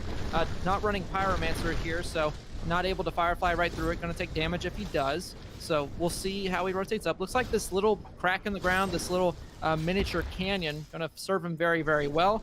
He is in a pretty dominant position. This mountain will serve him even better. Plenty of ground to cover. Beautiful fireball coming out as well. Focus mana empowered. In addition to that, Death SB unfortunately going to get caught out. He is going to go down fairly early, and he is trying to move around, just trying to get to an angle where Nex can bring him up. It's that quick res we were talking about. It's absolutely crucial. If they can't do that, that just gives the other team more time to rotate in, prevent the res, and then your team is down. So Nex playing very, very aggressively. Looks like he might leave the resing up to Borsalino. We'll see how that works out. But for right now, it looks like Death did get picked up. The shield and the health are being regen quite quickly. And Nexalino now, good as new, going to look to rotate up to this high ground. Fantastic recovery from Nexalino_SB. They looked like they were in trouble, but OSK, now they all have full armor, full HP. Death is back up. What a recovery from this team on their home turf in EU. Now they can make a run at the game. Looking for that quick sorcery angle. Next, just look at that damage he's laying out. He has Shadow Step up off cooldown now. He can make an aggressive push. It's the fireball. Multiple people coming his way, but he just dodges out of it flawlessly. And Next and the rest of his team are making a statement in this final circle. Can they do it? Can they come together to end this game with a dub? Borsalino takes down Chaos. Megaverse will fall, meaning only one member of G3 is still up. UT is somewhere in the circle, but looking great for Nexalino_SB. I cannot get over how they managed to play out of that tight situation. Certainly a very big showing coming out from Nextelino, and a big boulder as well to break out the positioning. Excellent stuff coming out from Team Nextelino. Now, I'm going to get a little bit meta on you for this tournament here. G3 are down 2 members, and the people in front of them are untiered. I have not seen untiered go down in the kill feed quite yet. So G3, this might be a big crippling shot for their chances on the tournament as a whole. Keep in mind that they still have that 4 out of 6 games that will be counted, so there is a little bit of leeway for them. But Nextelino really just dashing their efforts for game number 4, really making it very, very hard for them to really break out. Keep in mind they didn't go for the thirst onto that member of G3, so there is still a very slim chance that G3 can get all 3 members back up.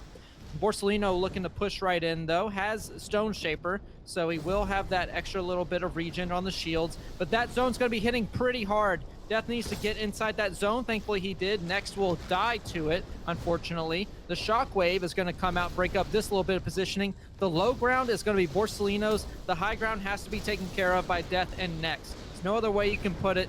That tower is going to be a problem, but if they hold their ground here, they should take it to a victory.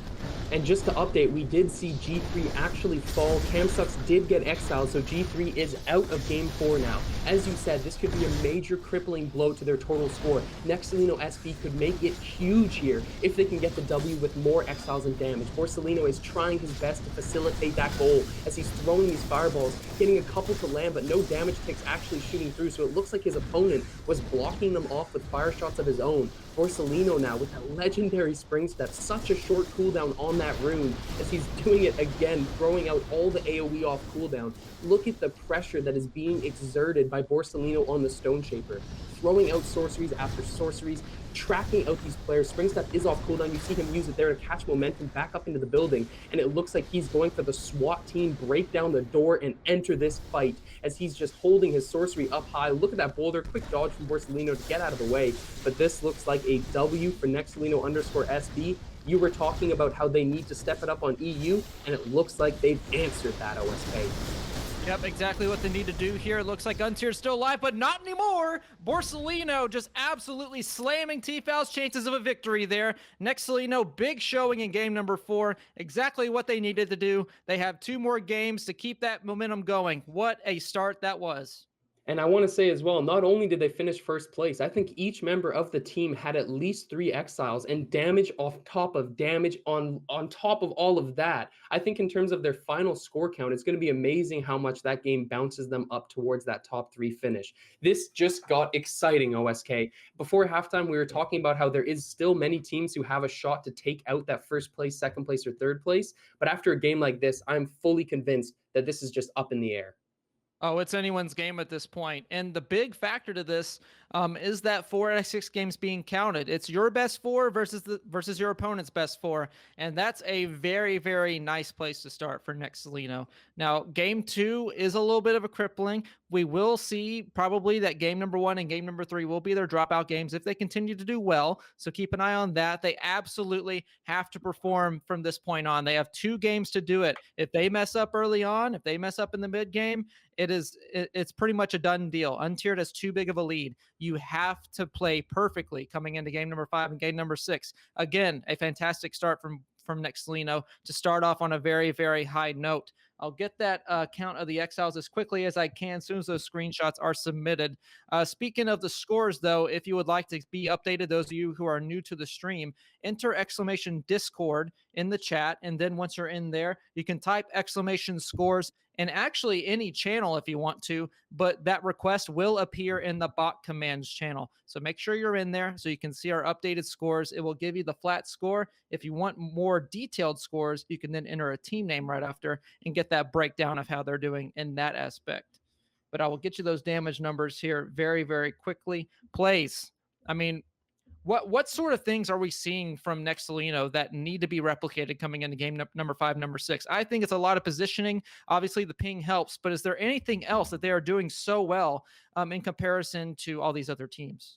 I mean, watching that game back, I watched it on the replay on the second monitor, and I want to say the biggest thing that I noticed in that game that was so successful for Nextelino SB was their coordination on rotating to low health targets. They were picking their fights, they were choosing and making calls. From what I could tell with my eyes, they were making calls onto different targets, and that allowed them to not only get that crucial reset that we saw where they picked up Death SB. It was looking thin, but they took that moment, they took that momentum, and they carried it on through the next fight after one and another. We saw Next just holding that high ground for God knows how long. Borsalino was fighting off multiple players on the low ground. So even though we can talk about strategy, and I just mentioned how they were doing a great job of focusing targets, it also comes down to just pure mechanics. Can your mechanics shine through in a high pressure situation? Nextelino underscore SB, which is Death, Next, and Borsalino, they just showed us that it's possible. And I did take a quick look at how many exiles and damage. It's actually a very low number. They only had 5 exiles in that game in total. And as we saw on the last little bit of kill feed that we saw, Team UT in the form of Tfal actually finished second. And we do know that they had a fairly high number of exiles as well. So it actually might be a net positive for Team Untiered in that game. They might have actually performed better overall than Nextelino. So what they need to do now is just absolutely push their advantage in the early game. There's no other answer. You need to get double digits and more. Actually, you do need to get like in the high double digits in each of these games to really give yourself the best chance of victory for this tournament. I don't know if they'll be able to do it in terms of winning the full thing, given how much of a lead there is. But if anything's going to change, it's an early game, mid game, late game. There cannot be a break. Have to go absolutely 110 miles an hour, get those early exiles, finish it out strong. We need 13 or more in these next games. And when you phrase it like that, OSK, the mountain seems so high for them to climb, but I do think it's possible. With the key, though, is to see UT dropping out of these games early. These other units that are in this tournament, they need to make sure that UT has to throw away some valuable games. You cannot keep letting them play their game, play their consistent style, and just load up those scorecards, or else it's going to be over. I think some people might already be thinking this is over. UT has a great lead in that first place, and every time we do these trio events, OSK, UT comes out to a lead. Me and you discuss what are the ways that they can throw this lead? How can someone take it over? But we always forget that the agency, the onus is on UT right now. If they can play well, if they can play consistent, this tournament is theirs. Well, I'll tell you this right now. We're getting into dropout games. Team Untiered has done pretty well for 4 games. So whatever score they have right now, that is the score to beat. It actually does not matter if they do poorly in game number 5 or game number 6. They can just throw those away. So whatever score that they have right now, that's the score you need to beat. If you can't, you lose. It's as simple as that. So we'll see what sort of adjustments are made by all of these teams up here. Which teams actually have the best chance to take over these 4 games. If Untiered has another huge game, I would say it's all but lost. But I mean, at this point, you absolutely have to overpower them. You have to be aggressive. This is the point in the games where you go balls to the wall. You need to absolutely dominate these next games, or you're going to be sitting in second or further place. First won't be yours.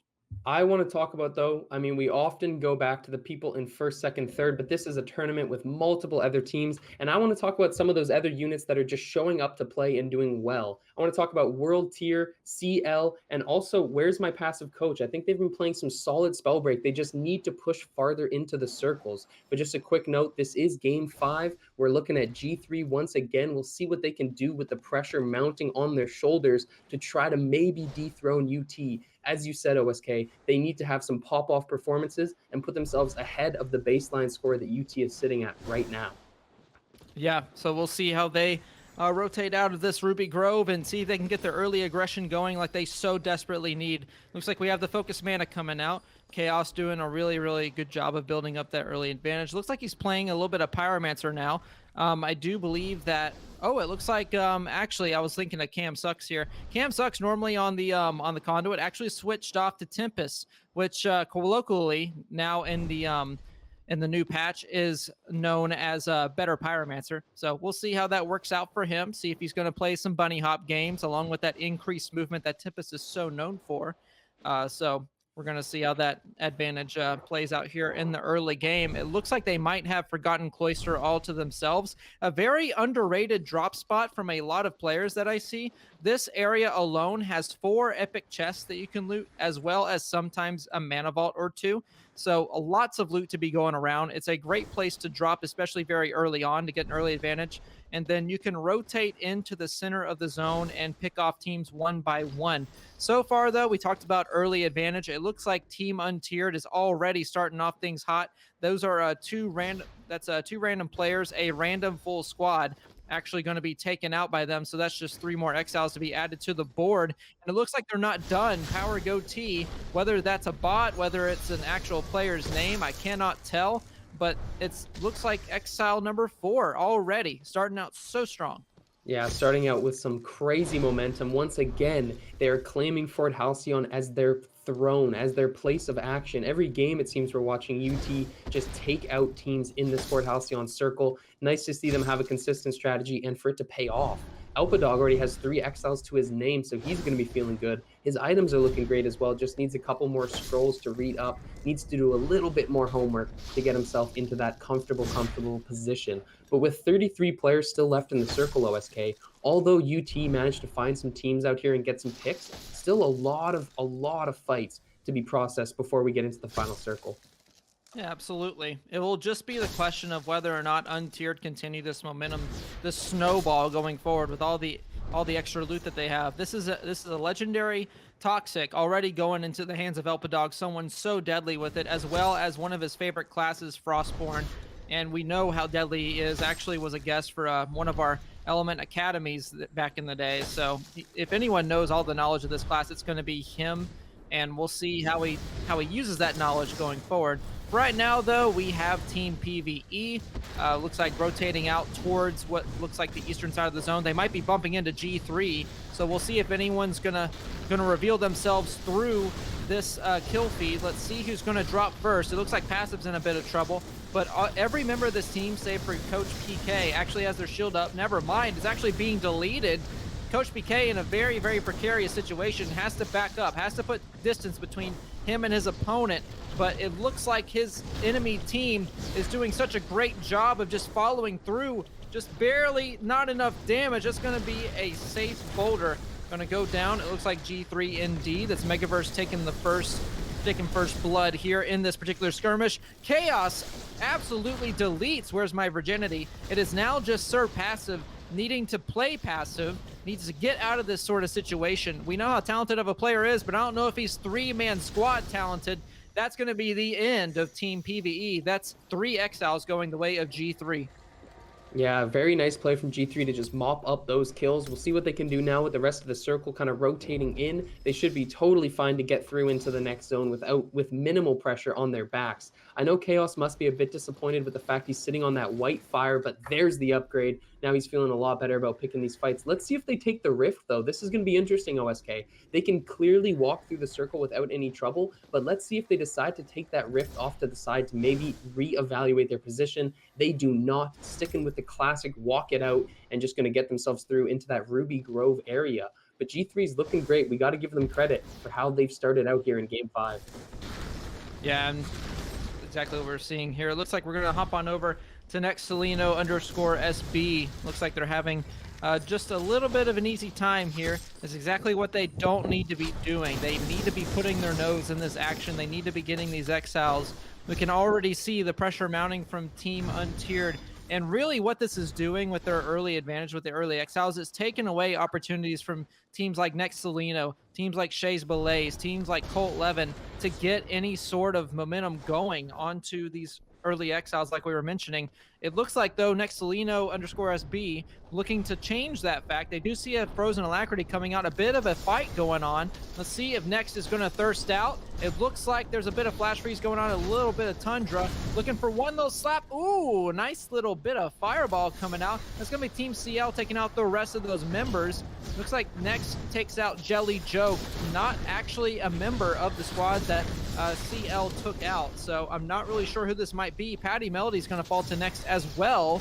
So now we're looking for exile number 3. It looks like Untiered Kamsky going to take out the last one. This is Nextcelino versus Untiered. Another rematch. Let's see who ends up on top. A very, very highly skilled fight about to break out here, plays. Yeah, and this is a much different terrain than the last 3v3 that these teams faced off on. Way more open ground here for both teams to work with. We'll see how that changes the final result. But nonetheless, it does look like Next and the rest of his team will get the chance to fully reset, drink down some resources, and get themselves comfortable to take that fight. And OSK, as we say that, they completely decide to peel off of this one. Maybe they realize that's UT and they don't want to risk such an intense fight with still 21 players left in the game. Nonetheless, we're getting over to Megaverse now, who's playing on the back foot, trying his best to stay alive.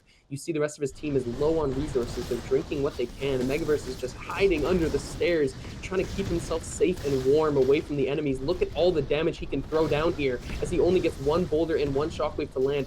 Enough potions drinking off that Megaverse is quite healthy, but can he pull the damage out? It looks like this is multiple teams fighting, so Megaverse does have a chance to re-engage, to re-look at this fight, and come in from a third-party angle, and it looks like that's exactly what he's going to do.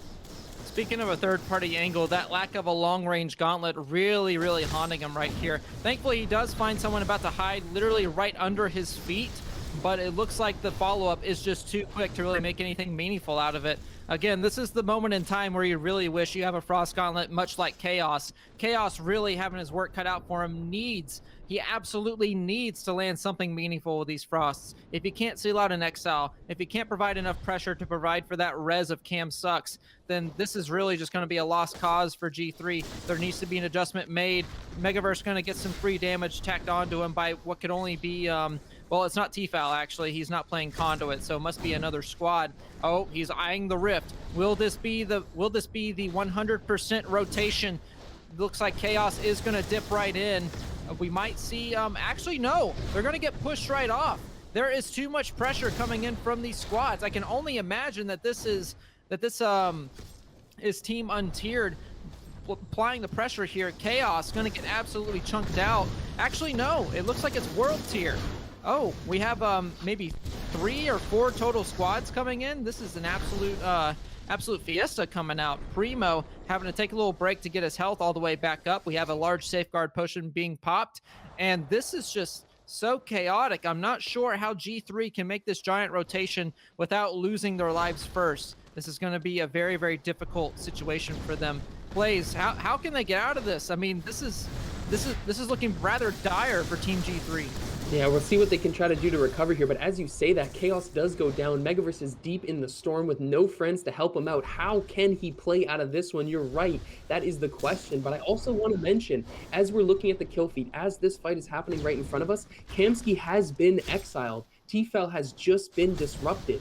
This could be a game-changing moment for all teams involved. If Nextelino_SB can survive, can live, and we just see G3 go down, that is the end of their game 5. Let's see where the camera takes us next, but this could be massive for Nextelino_SB. CL is still full health, full armor in this game, so they also have a chance. OSK, this could be a massive change of pace. Absolutely. Team CL finally catching a break in this situation here. Now, keep in mind, we haven't seen Elpadog go down yet. Keep an eye on that top left corner of your screen and the kill feed. Look out for the name Kamsky. Look out for the name T-Fel. Look out for the name Elpadog. That's all you want to be worried about. Looks like No Ace actually pushing too far out in the zone. Knack as well. They're both going to go down to themselves, which can only symbolize that was the storm taking the final tick here. Team CL taking an absolutely huge stroke of luck coming out on this game. That is 2 of their main competitors already down, or at least severely handicapped. So they have this full control over Stonetooth Mountain, taking a beautiful page out of my book. I love this dominant positioning, and this team in particular, they have at least 2 Frost Gauntlets working for them. This could be an absolute recipe for success. Now, Cozy playing a little bit far up, wants to make sure that there's no one approaching on the southeastern side there. Miba providing some cover with these boulders, these long-range boulders. Will that land the damage just a little bit too far? Too much icing on the cannon there from Mr. Tom Brady himself.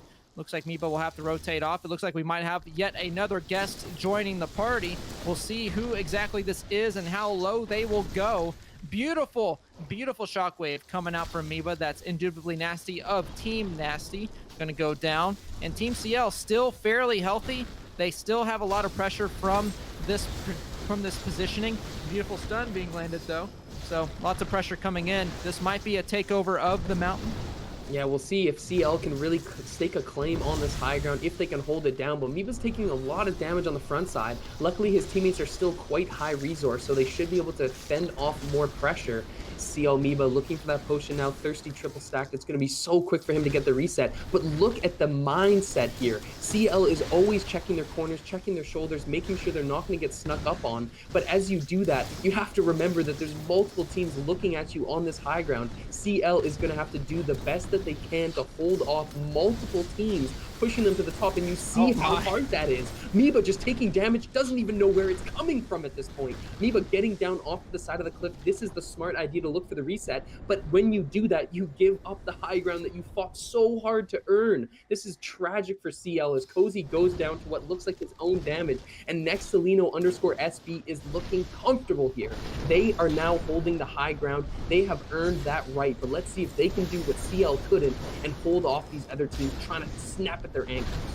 You want to talk about stonks? Let's talk about a hostile takeover. We have Nextelino_SB just absolutely dealing out the damage. Next, especially looking for that last little bit of damage. Being stunned out himself, though, has a lightning strike sorcery ready to go. Looks like the secondary strikes will not connect to anybody, but still has 2 charges of Shadow Step ready to go. He's got the movement. He's got the aim with his fireball. Just needs to get a little bit closer, keep himself within that pocket, within that damage range, and we'll see him do some great things. For right now, though, getting chunked out death, SB will go down. So now next, actually a pretty good position for him right here, still high up the slope. Just needs to be a little bit careful of any shockwaves coming up, and those double boulders as well. Gonna get chunked out by 1. His opponent going to the moon, almost to the ground. Just a little bit of health remaining, not quite enough damage, but Gigabyte is gonna steal that right away for him. That is yet another conduit user just dishing out the damage. Team CL looking to make use of this high ground, looking to rotate right back in. The spring step is off cooldown, plenty of movement to be had. The well-placed boulder going to land a little bit of damage, but really looking for that fireball, looking for this shockwave. Looks like nothing doing, actually gave up the high ground due to the flame wall. Cozy will be fully exiled, but Solar Bear is still alive. So we have a bit of a 2 situation. Ooh, beautiful boulder. That's going to be the end of Nextelino. So it looks like it is Team CL, Team Pepega Dragon Pog Cannon, and what could only be, I would have to guess, is Elpadog. I have not seen him being exiled yet. He must be this last solo member. Keep an eye out for it. We'll see how this ends up. Oh, he lands the crucial double boulder, and CL will win that game. I believe it was Gigabyte who actually fell to that final boulder. I'll have to wait for the replay to double check. But anyway, massive W for Colt Levine at a time that could not come. It could not come at a better time. They needed that level of confidence to maybe get a 3rd or 2nd place finish. Remember, money doesn't just go to 1st place, ladies and gentlemen. 1st, 2nd, 3rd all take home a little bit of cake, and we'll see if CL can keep this up and take some for themselves. Yeah, Team CL doing a good job of just playing with what they had there. Absolute chaos in the last circle as I'm watching it on the Twitch delay here. And really, they did a great job of just, again, dealing with what they had. Miba with the boulders coming out. And Elpa, as I was mentioning earlier on in that cast there, actually died fairly early on in that last circle. That will not be Untier taken 1st or 2nd. Looks like they might have even taken 4th. World Tier made themselves in there as well. And then Nextelino just going to die to that boulder that Miba was dishing out. So again, excellent job of Colt Levin here. Nextelino did find themselves on the higher end of that particular engagement. Now, what will their exiles be? I'm going to check for you guys here very shortly. They still have a lot of ground to cover. They still have to have a really big breakout performance in game number 6 to make this competitive. But man, what a great adjustment coming out from Colt Levin, finally getting their first dub of the day. And we'll see if they can get number 2 coming into game number 6, our final game of the day. That's what I wanted to talk about, OSKs, the adjustments, because we saw in the first 3 games, Miba was actually playing Tempest, switching over to Stone Shaper in that game 5 and taking the win, and not just taking the win on the backside. Miba was putting in work to earn that W. So whether or not that adjustment came because they switched from NA to EU and the higher latency makes Tempest a little bit harder to play, or whether or not it was Miba just saying, time for me to get back on that Hulk smash. But that's a great adjustment for them to make, and it paid off with a win. Remember, ladies and gentlemen, we only have 1 more game to go. This event has gone by so quickly, and this game is for all of the marbles. Yeah, all the marbles indeed, and we'll see just what we can have here in the bot commands channel. Again, if you want to see these scores, type in exclamation Discord. Get in that Discord. Type in exclamation scores to get those updated scores. It's actually fairly close among places 2 through 6. But first place, still very comfortably, is Untiered with over 2,100 points. Second place, we have G3 so far with 1,500 just above. And then we actually have Colt Levin still holding their third place placement with over 1,400. So a big adjustment still needs to be made by G3. They need over 650 points to really pull this one out. So will this be the game that happens? I do not know. But if it's going to be in any game that they make this adjustment, it has to be this one. There is absolutely no going back here. Untiered most definitely have their best 4 games already loaded up. So really, they have a lot of leeway to pretty much do whatever they want in this game number 6. Yeah, great point right there, OSK. But I also quickly want to mention, aside from the game we just watched itself, if anybody in chat wants to participate in Element Competitive Spellbreak, make sure that you join the Discord, check the event calendar. We're going to be having a new set of events coming out for February next month. So this is the perfect time to get in the Discord, get involved, and get yourself placed into some of these events. We also do scrims all the time for you guys who want to practice, get some more play with very high-level players. So make sure you're hitting that exclamation mark Discord and checking out what we have to offer for you guys. But OSK, 1 game to go, the 6th match. Sometimes you can see fatigue start to hit some of these players. Do you think that's going to have any effect on these games, or do you think everybody's locked in? Well, it certainly could have an effect. Playing 1 game for 2 hours or more sometimes has a little bit of fatigue. These guys are absolutely stay inside down home gamers. Okay, so they like to play 4 hours, 5 hours, 6 hours at a time. I do not think that they will have much of a problem in terms of stamina. But it could be a factor coming in. Some players like to get a little complacent coming in. Some players, if they're doing pretty well in a particular day, like to kind of relax, take a chill pill, and just ride it out till the end. But I think that they're going to stay laser focused. I don't think we'll see major changes in terms of focus, in terms of like how they're doing with their mindset or that sort of thing. So I don't think it'll be too big. But we are getting into game number 6 here fairly quickly. So we'll see how those adjustments come out. We'll see if there's going to be any players really needing to step up their game. So far, though, TFL off to a great start with the bot. For right now, we have Colt Levin. Looks like taking quite a bit of loot here, taking over the Bogmore area. We have an Epic Wind going towards his inventory. A Common Belt wants to do a little bit better in terms of that. Going to check off this little belt up there on the high ground. So far, it looks like Team UT with Tifa right there took out a single member bot onto Bumbleboy. So I'm not really sure how that solo made it in. But in any case, looks like World Tier Knack going to finish off Jim Bongos and then get the quick little thirst off. CL doing pretty well, though. They do have quite a bit of loot. Quite a nice little bit of rarity. Meanwhile, we're going to switch on over to Shays Belays in the middle of an engagement here. Not sure who it could be, but Takeo Cookies now has the high ground as well as 4 boulders at his disposal. Plenty of firepower to be had. Here comes 1 boulder, and here come the fireballs. Nothing really connecting, though, so need to just make a little adjustment, get back into the swing of things, and then with the follow-up damage from his team, should be able to take this fight fairly easily. Yeah, we see the rest of the squad getting wiped out here, but Takeo Cookies is going to have to deal with this other player right in front of him. He needs to hit those fireballs, but nothing is landing. One does connect on the backside for 34, but that was his moment to burst down this opponent. Now he's going to have to play off the back foot. Takeo Cookies moving forward now, hitting that crucial 34. That should be enough. If he can follow down, one more tick of damage will do it. Takeo Cookies can't quite get it, but I do believe Voosh's secured that kill. So a team effort from this squad as they wipe out another unit. We'll see how they do. UT Tfal getting some kills for himself. Kamsky as well, finishing the exile. So OSK, once again, for the 6th game in a row, we see UT painting the kill feed early on. Absolutely. And meanwhile, I do want to call this out. I called it out earlier. We have PP Josh in the kill feed there. That's a substitute for Ilya coming in for Pepega Dragon Pog Cannon. Joshua out here, prominent member of the community, really covering his team here. So we'll see if it's a big performance or a small performance. Will it be a big Pepega Dragon Pog Cannon or will it be a small Pepega Dragon Pog Cannon? You pick up what I'm putting down? Good. Now we're on to Nextelino_SB. It looks like they are still doing quite a bit of looting here. Gonna pass up the Frost. He is running Conduit, so wants to have that close range tool. Gonna probably call that out for either Borsalino or Death. I would have to imagine Death. Deadly on the Frost. So we'll see what Next is looking to do here. Quite separated from his team, feeling pretty confident. It looks like Team Untiered didn't quite drop in the same spot that they did last game. Maybe changing it up now that they have a comfortable lead and still collecting exiles. Nextelino actually looking to abandon their post. They might see someone out here in the very, very far distance. No pings to be called yet. Still looking for a little bit of action. They know that Stonetooth Mountain is a very, very popular place to drop, popular place to loot up. So maybe that's in their thought process. They want to take over Stonetooth Mountain, get that high ground positioning, maybe find a few exiles along the way.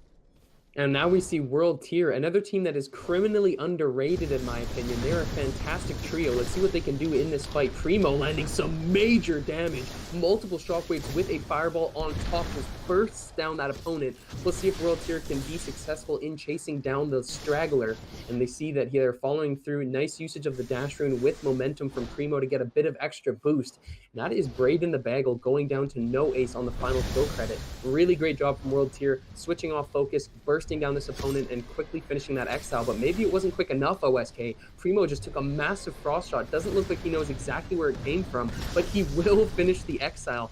Thirsty to get that kill done, and we see Primo now having to move on to the next target coming his way. Throws down the firewall. Smart for him to quickly go for that reset. Thirsty's going to help him out, and you see the rest of his team is looking for high ground. World Tier really playing to form here. Yeah, Primo for just a second there showing you what the inside of a sauna looks like. Now he's going to rotate off towards the top of this tower, get a little bit of high ground. This is that crow's nest that everyone loves to hop into. Looks like a little bit of an intruder coming in, wants to get out of this club. It's a big club and you ain't in it, wants to make sure to keep it that way. Primo just keeping the eyes on the low ground here, wants to make sure that everyone down below doesn't have a chance to come up. Dragonfire going to come out. Thankfully, his teammate does not get caught in that. Primo with that laser focus, still looking down here, wants to make sure no one's climbing up the stairs to success, wants to make sure to keep everyone down here. Going to actually rotate off and get to a little bit of a better position.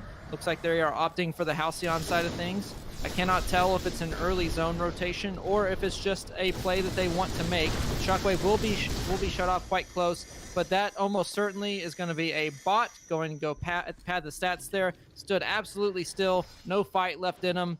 The programming has reached its logical conclusion, and that is death. Meanwhile, speaking of death, we're going to hop on over to Nextelino, actually taking over the inside part of this tower. Bit of an awkward spot, but very, very expertly played by Next himself. Looking for a little bit of an opening for the lightning, and he does find one. The shield will be melted off. And now Next, looking for a follow-up here for his team, looking for any way to cross the ravine and get over to this last little enemy so he can land a few big fireballs. Nice flick reactions from Next to just keep himself away from harm's way. Once again, dodging out of the lightning sorcery with that quick shadow step. Just look at that pressure that he's exerting on the conduit, throwing down lightning bolt after lightning bolt, and he's hitting his targets. The rest of his team is trailing just a little bit behind him, but Next seems so confident he might as well be running with them by his side, standing up on the front side, dropping those more lightning bolts. Ticks of 7 landing across, and here comes Borsalino on the right side. This is exactly the strategy that we've seen out of Nextelino_SB all day. We got Next and Death SB playing more on the back line, and Borsalino coming in on flanks after Next draws attention. Really great to see this level of coordination coming out. I'm personally hoping to see this team blow up in the final game. They've been slowly building up their level of play to this moment. Let's see OSK if they can sweep a dub in Game 6. Tell you what, it would be a very, very tall order with all these teams still remaining. As you can see in the kill feed, we do have Team Colt 11 still making a big presence out here. Already going to finish out with 2 exiles total in there. 1 was a disruption and 2 were a full exile. Meanwhile, we got Voosh still alive here on Team Shays Belay. Going to take out Sir Passive. Big pickup. Team PvE really have their work cut out for him, but looks like Nextelino looking to really engage onto this, what looks like it might be a third-party situation. It's hard to tell from over here, but it's a very, very long-range engagement that we're seeing. Next, looking to change that, though, wanting to creep up just a little bit. Needs to be careful of these shockwaves coming out. Unfortunately, Borsellino is going to get bursted out quite a bit. The flight coming out from his opponent. A lot of ground to be covered here. Next, doing a good job of kiting, though. Still has the overload skill ready to go just in case he needs it. There's that shadow step coming up. Pull down 1 more second for the second charge. There we go. Times it perfectly. Going to use it to dodge, and now he can recover very, very nicely. The Thirsty, I've been seeing this on every single team. Such a powerful talent, really making great use of it, is next. It's going to pelt his enemy down to about half health. And now looking to rotate up, looking to get out of this ice mist. Thankfully, dodging the freeze. Borsellino going to get a big pickup onto PP Josh. Looks like Pega Dragon Pod Cannon do have their work cut out for them now. That's 1 member down. Ilya is actually going to go down fully, so that's a Thirst coming out. I would have to imagine that they're looking for the one on Josh, and that will be picked up as well. It looks like this will be just 1 remaining member actually venturing out into the storm. 20 seconds until it closes. This is all but decided now. Next thing you know, all they have to do is just watch their backs. Should have that final pickup, and now they're looking pretty good going into the late game. And now we're getting over to World Tier, who, if you guys did not notice, was popping off in the kill feed while we watched that other engagement. So let's see what they got here from their perspective. Knack 3000 on the conduit, dealing damage from the backline, trying to keep himself off that line of sight. The shockwave just barely misses his toes as the rest of his team is trying to rotate around. No Ace is getting so low on the front side of the fight. He will fall, and that is Niba getting the kill credit. We see the rest of World Tier trying to recover now, trying to lay down the pressure. Look at that conduit damage. Knack 3000 knows that this player is low, but can he finish the kill? Doesn't quite get that fireball to go. This opponent is down to scraps, but Knack 3000 couldn't quite get the kill shot. The bolts are landing, but it won't finish. Tracking sits. Oh, the fireball gets canceled off the backside, and Knack 3000 does get the kill onto Cozy. World Tier has a chance now to turn this fight. No Ace went down early, but Knack 3000 is just going to eat that boulder and say, give me the res. Knack 3000 now looking to drink that pot. Recklessness is not doing him any favors at this moment as he flies out of this fight. World Tier is scrambling OSK to keep their hopes alive in Game 6. I'll tell you what, their name really paying dividends out here. They do have a World Tier keeping this all together here. Looks like it will be a quick little blow up of the Dragonfire, so a nice adjustment from Knack here. The rare flight rune that we see, usually we see it on conduits, looks like no different here. Has the overload ready to go for that lightning strike, so it is available should he use it. Looks like he's trying to lay out a little bit of Firefly from No Ace. Not going to connect there, unfortunately. But it really isn't that big a deal, you know? We do have Team World Tier actually taking their chances out into the storm, minus Knack 3000. So a little bit of a game plan coming out, but a beautiful pickup coming from Primo to take out CL Cozy. So a great job with an early exile onto Team Colt 11. One of their biggest bits of competition is World Tier. So now it looks like we might have a little bit of a cleanup. Knack 3000 having an absolutely difficult job coming out, trying to land these lightning bolts. Not going to connect anything so far, but the flight is off a cooldown. He has that extra charge. So if he wants to fly in, guns a-blazing, he absolutely can. Also can use it to reposition. His team is doing a very good job of staying clumped together. They know that they're stronger whenever they are within the same proximity. It looks like they're content to hold down the southern part of the zone. Just keep in mind that that part outside the next safe zone is still closing in. There might still be teams coming out, so keep an eye on the southern side. Might see a little bit of an engagement. Right now, though, World Tier's attention is going to be completely focused on the western side. Looks like Primo's going to take a little bit of damage. Knack on the very outside of that shockwave from the boulder, and now looking to just make his lightning gauntlet pay some dividends. All the shields gone, though. No Ace getting low. This might be very dangerous for World Tier. Need to back off in a big way. Yeah, they had so much pressure building on the front side of that fight, but they couldn't capitalize. And then you saw Knack and Primo just get wiped on the back end. Primo does fall, and that is Borsellino getting the kill credit. This could be the end of World Tier if Nextelino SB keeps up the pressure, and we know from watching them today that is exactly what they intend to do. Knack 3000 now taking a flight rune through the cavern, but Kamski hits him in the backside. What a snipe onto Knack 3000. And keep in mind, since he got hit from such a distance, Knack 3000 is now in a horrible position to get rezzed. He's so far away from his remaining teammates, so shout out to Kamsky for that snipe. We see Borsalino now with the rest of his team. They're all ready to go. Borsa just needs a little bit of armor to put up, but the rest of the team is looking mighty healthy, OSK. With only 9 players remaining in the game, this could be Nexalino_SB winning the second game today for themselves. I just gotta say, Plays, isn't it fitting that we're finishing off the last bit of game number 6 after a crazy week has been in the stock market part of the map. This is where all the trading occurs. This is where everybody gets their stonks. Everything goes to the moon. The boulders coming down, the meteors from above. Borsalino looking to get a little bit of boulder action himself. He has one off a cooldown there, going to use one. The accretion coming in, not going to connect with anything though. The spring step is off cooldown, has a little bit of movement. Death doing a good job of staying healthy though, as well as Nexalino looking very, very good in this last little bit of scenario. It looks like they might be the favorites to come out and finish this thing off. That's going to be UT Elpadog being absolutely demolished, really padding the stats for their exiles. They absolutely need it at this point. Let's see if they follow up here. The rest of UT is left here, as well as what looks like Team Shay's Belays. Takeo Cookies is going to get fully exiled here, so it might have just been the one member. So we have yet another member of another squad. G3 is going to get taken out immediately as well. There are so many extra solo players left in this lobby.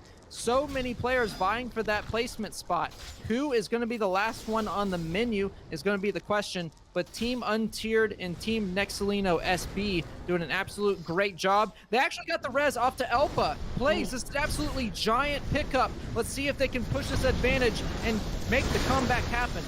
We are watching a clean 3v3 with one extra solo in the game. UT versus Nexalino_SB. NA versus EU. Who takes it up now as Kamsky watches his teammate fall? Takes the shadow step up to the top, trying to get some movement, but the opponents are right on his tail. Kamsky is so low. His teammate Elpadog is also in a bit of trouble, but has more resources to work with.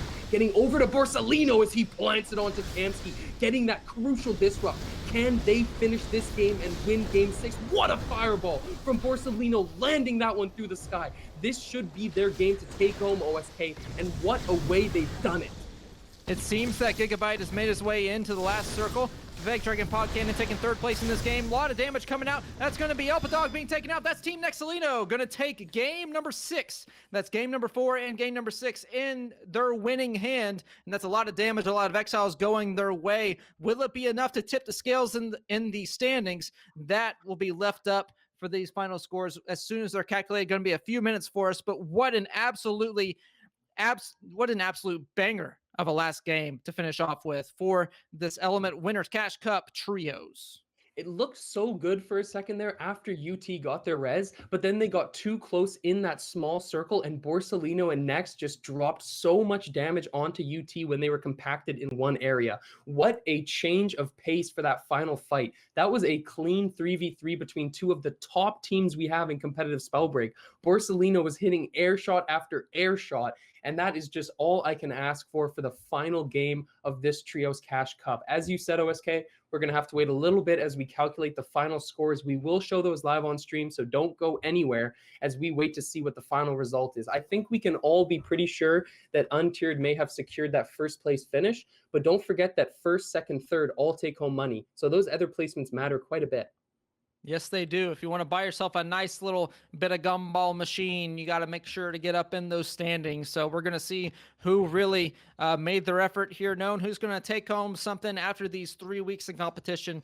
It's going to be an absolutely anticipated thing to see here. Just a few minutes for that to go. Meanwhile, if you would like to support the Cash Cups and you like to support the prize pool, you can absolutely give a nice little donation here to Element. We are taking 70% going towards the cash prizes, and then 30% going towards this absolutely gorgeous production value. All the graphics, the show, everything as far as the mics, the production squad, they all work very, very hard, and they get 30% of anything that you give them. So go ahead and hit that little dono button. Get your name up in lights here right below us, casters. It's going to be a fantastic time going forward supporting Element. But in any case, those final scores, man, I think you are correct that Untiered probably will seal out that first place finish. They had a great placement and also a high number of exiles in every single game that they were in.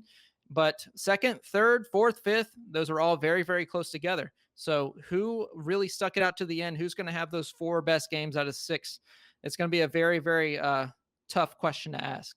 I got to give massive credit to every team involved in today's event. UT came out with some thunder. They got off to a hot lead to start, but no team gave up. There was no tilt in this tournament. WT, CL kept up their momentum. They kept up their performance and ended up getting some crucial dubs at the end of today's event. I cannot ask for a better set of games from these teams. Again, I will have to agree with you. I think UT managed to keep themselves on top to secure that first place. But what I'm wondering is second and third. I still think those are quite up in the air. We're going to wait to get those scores finalized, though. I also want to remind everybody that we have another Cash Cup finals tomorrow. Same time, it is a solos event. OSK will be casting that one as well. And it's going to be a banger to see that come out. A lot of competitive Spellbreak happening this weekend, OSK. Yeah, absolutely. I'm told from the stream that you have pink lips and a green face. So good to meet you, Mr. Hulk Smash. But in any case, it will be me on the desk as well as a member of our team who you haven't seen casted finals yet. It will be, as of right now, Man of Clash joining me on the desk at 6 p.m. Eastern Standard Time. If you've seen him in scrims, you're going to see him on the final stage. So definitely don't miss it. Tomorrow is going to be a great contest. Much of these players that are out here today are going to be here again tomorrow, and their solo performance really going to solidify who is the current best player between NA, between EU, who is the best one currently in Spellbreak. That's what that is going to answer here tomorrow. Of course, another cash prize being handed out as well. And we hope to see you all there. These scores will be coming up very, very shortly. As soon as we get them finalized, looks like we're not that far away from it. So stay tuned. Don't miss a single minute of the stream. We will have those final scores coming up here very, very shortly. Yeah, and I just want to remind you guys as well, in terms of Element Business, this February we will be dropping the new event calendar, letting you guys know all the new exciting events coming up. So now is better time than any to get involved in Element, to join the Discord, check out what we got going on over there. It's going to be a great month coming up next. We already had a great event here. It's going to be another banger tomorrow, and I can't wait to see more competitive Spellbreak come out here. OSK, as you mentioned, just waiting a little bit longer for those scores, but I wanted to ask you a question. Was there any teams that you saw come out here today that surprised you with a great performance? Was there anybody that really shocked you with how they played compared to what you expected coming into today? You know, it's very difficult to say that because we saw how they competed out here in their qualifiers. Everyone who's in this finals really had to prove themselves to make it up here. Very, very different tournament style that we had this time around. We had those 2 qualifiers, the top 5 teams of each qualifier made it up here today. So everyone that's in here definitely deserves to be. They definitely, poured their heart out, put in the effort, and were able to really make a big showing here. One particular team that you're going to see in this top 5 that I'm actually a little bit surprised made it all the way up here is going to be World Tier. They had an absolutely dominant second half compared to their first, and actually were on their off region as well. They're an NA team who really came up and showed up on the EU side of things once we switched off. So a very, very great showing coming up here. They are going to be displayed up here with our top 5. Give you a little sneak peek as soon as that comes in. But I think you're going to be surprised in terms of who made it to the second and third place. You're going to see just a little bit of maybe a little bit of surprise. So as soon as we're ready, we'll go ahead and get up those final scores. Here we go. The wheel is spinning, and here are your top 5 placements. Yeah, so as we talked about before, we got Untiered winning that first place slot, that first place prize of $210. Congratulations to UT for that win. Yet another Trios championship under their belt. They feel unstoppable in a lot of these events. But moving down the list, Nextelino_SB coming from behind and securing that second place finish. So they will be taking home $105 US. Third place is G3 with the final cash prize of $45 going to that team. And fourth and fifth go to Colt Levin and World Tier respectively. What a great spread of score, I must say, to end off the day. UT did have quite a dominant lead when you look at these 5 teams, but it is quite close in that 1 to 4 spot, OSK. Yeah, very, very great performance from all 5 of these teams. Really, all 10. It's always a very, very nice time to have everybody come out, give it their hardest, and give us a great show to be able to cast, to be able to see.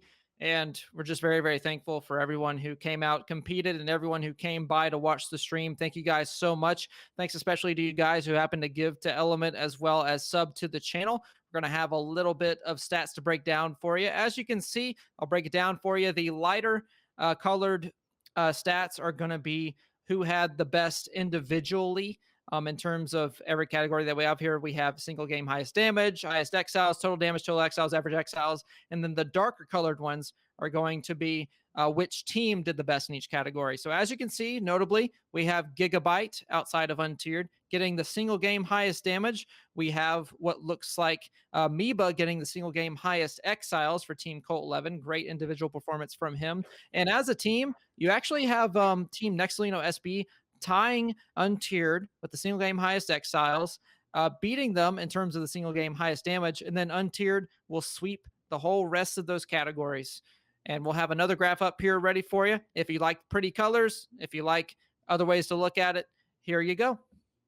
I mean, looking at this list as well, though, I do want to talk about some of the players' names you see popping up other than just the members from G3 UT and Nextelino _ SB. Looking at Cozy, looking at Solar Bear, these are NAC 3000. These players are putting up high damage in high pressure situations, and that's just a testament to how every single team that participated today is an elite squad. Really great event. Once again, OSK, you already thanked all the viewers, but I'd love to do it again. You guys make Element what it is. We could not be doing what we do without the support from the community.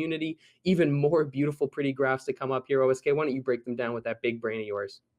I'll tell you what, my big brain is very good at reading off numbers right in front of me. So Untiered gonna take off the total team damage. That's gonna be a very, very high percentage for them. Almost a quarter, gonna be taking a little bit over a fifth of all the total damage in this tournament being calculated. Untiered's gonna take it over 16,000 collectively over the event, followed by what looks like Nextelino SB, followed by G3. Those are your top three in terms of damage. In terms of exiles, it is much the same way, except this time Untiered taking 56, Nextelino and G3 actually taking, they're actually tying with a total team exiles of 30 and Colt 11 with 29. Real quick, what I want to point out here is that in the first half, Untiered actually had over 30 exiles between those three games, and looks like that momentum actually carried on over to the EU side of things. That's almost very, very near 10 exiles per game. It averages about 9.3,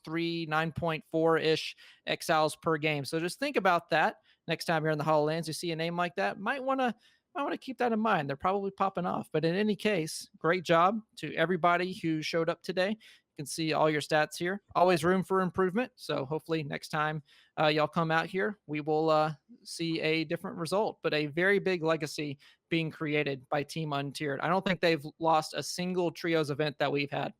No, they haven't actually. Before coming into today, I did a double check on the history of Element events. Every single trios event we've hosted, that same three players of UT has been the champion. That tells you a lot about their domination at this level. But I also want to talk about how in today's event, we saw the competitive teams creeping up on UT. It is not a guaranteed thing that they win these events. They had to fight today against teams like G3, Nextelino _ SB, who had a great performance. So credit to everybody involved in today's event, including those behind the production desk. That's Docta and Strofo. You know, I mentioned the graphics team of Nikolai, Jovan, Zen, everybody who's in Element doing what they do to make it happen. Huge thank you to everybody. Thank you to you, OSK. Anything else you want to drop for closing moments? Just thanks again for coming out. Hit that exclamation Discord. Join up if you haven't already. It's a great community. Plenty of top players, as you're seeing out here, who give off lots of great advice that you can take into your games. Even if you're not looking to compete, it's a great place for advice for you to enjoy Spellbreak that much more. So join the Discord. We have plenty of events going on. We got some more coming up for February. That event calendar will be coming up pretty shortly here next week. It looks like I'm turning purple, yellow, and brown. So that means it's time to go. Thank you guys for coming up again. And we will see you guys tomorrow, 6 p.m. Eastern Standard Time for the Element Solos Cash Cup.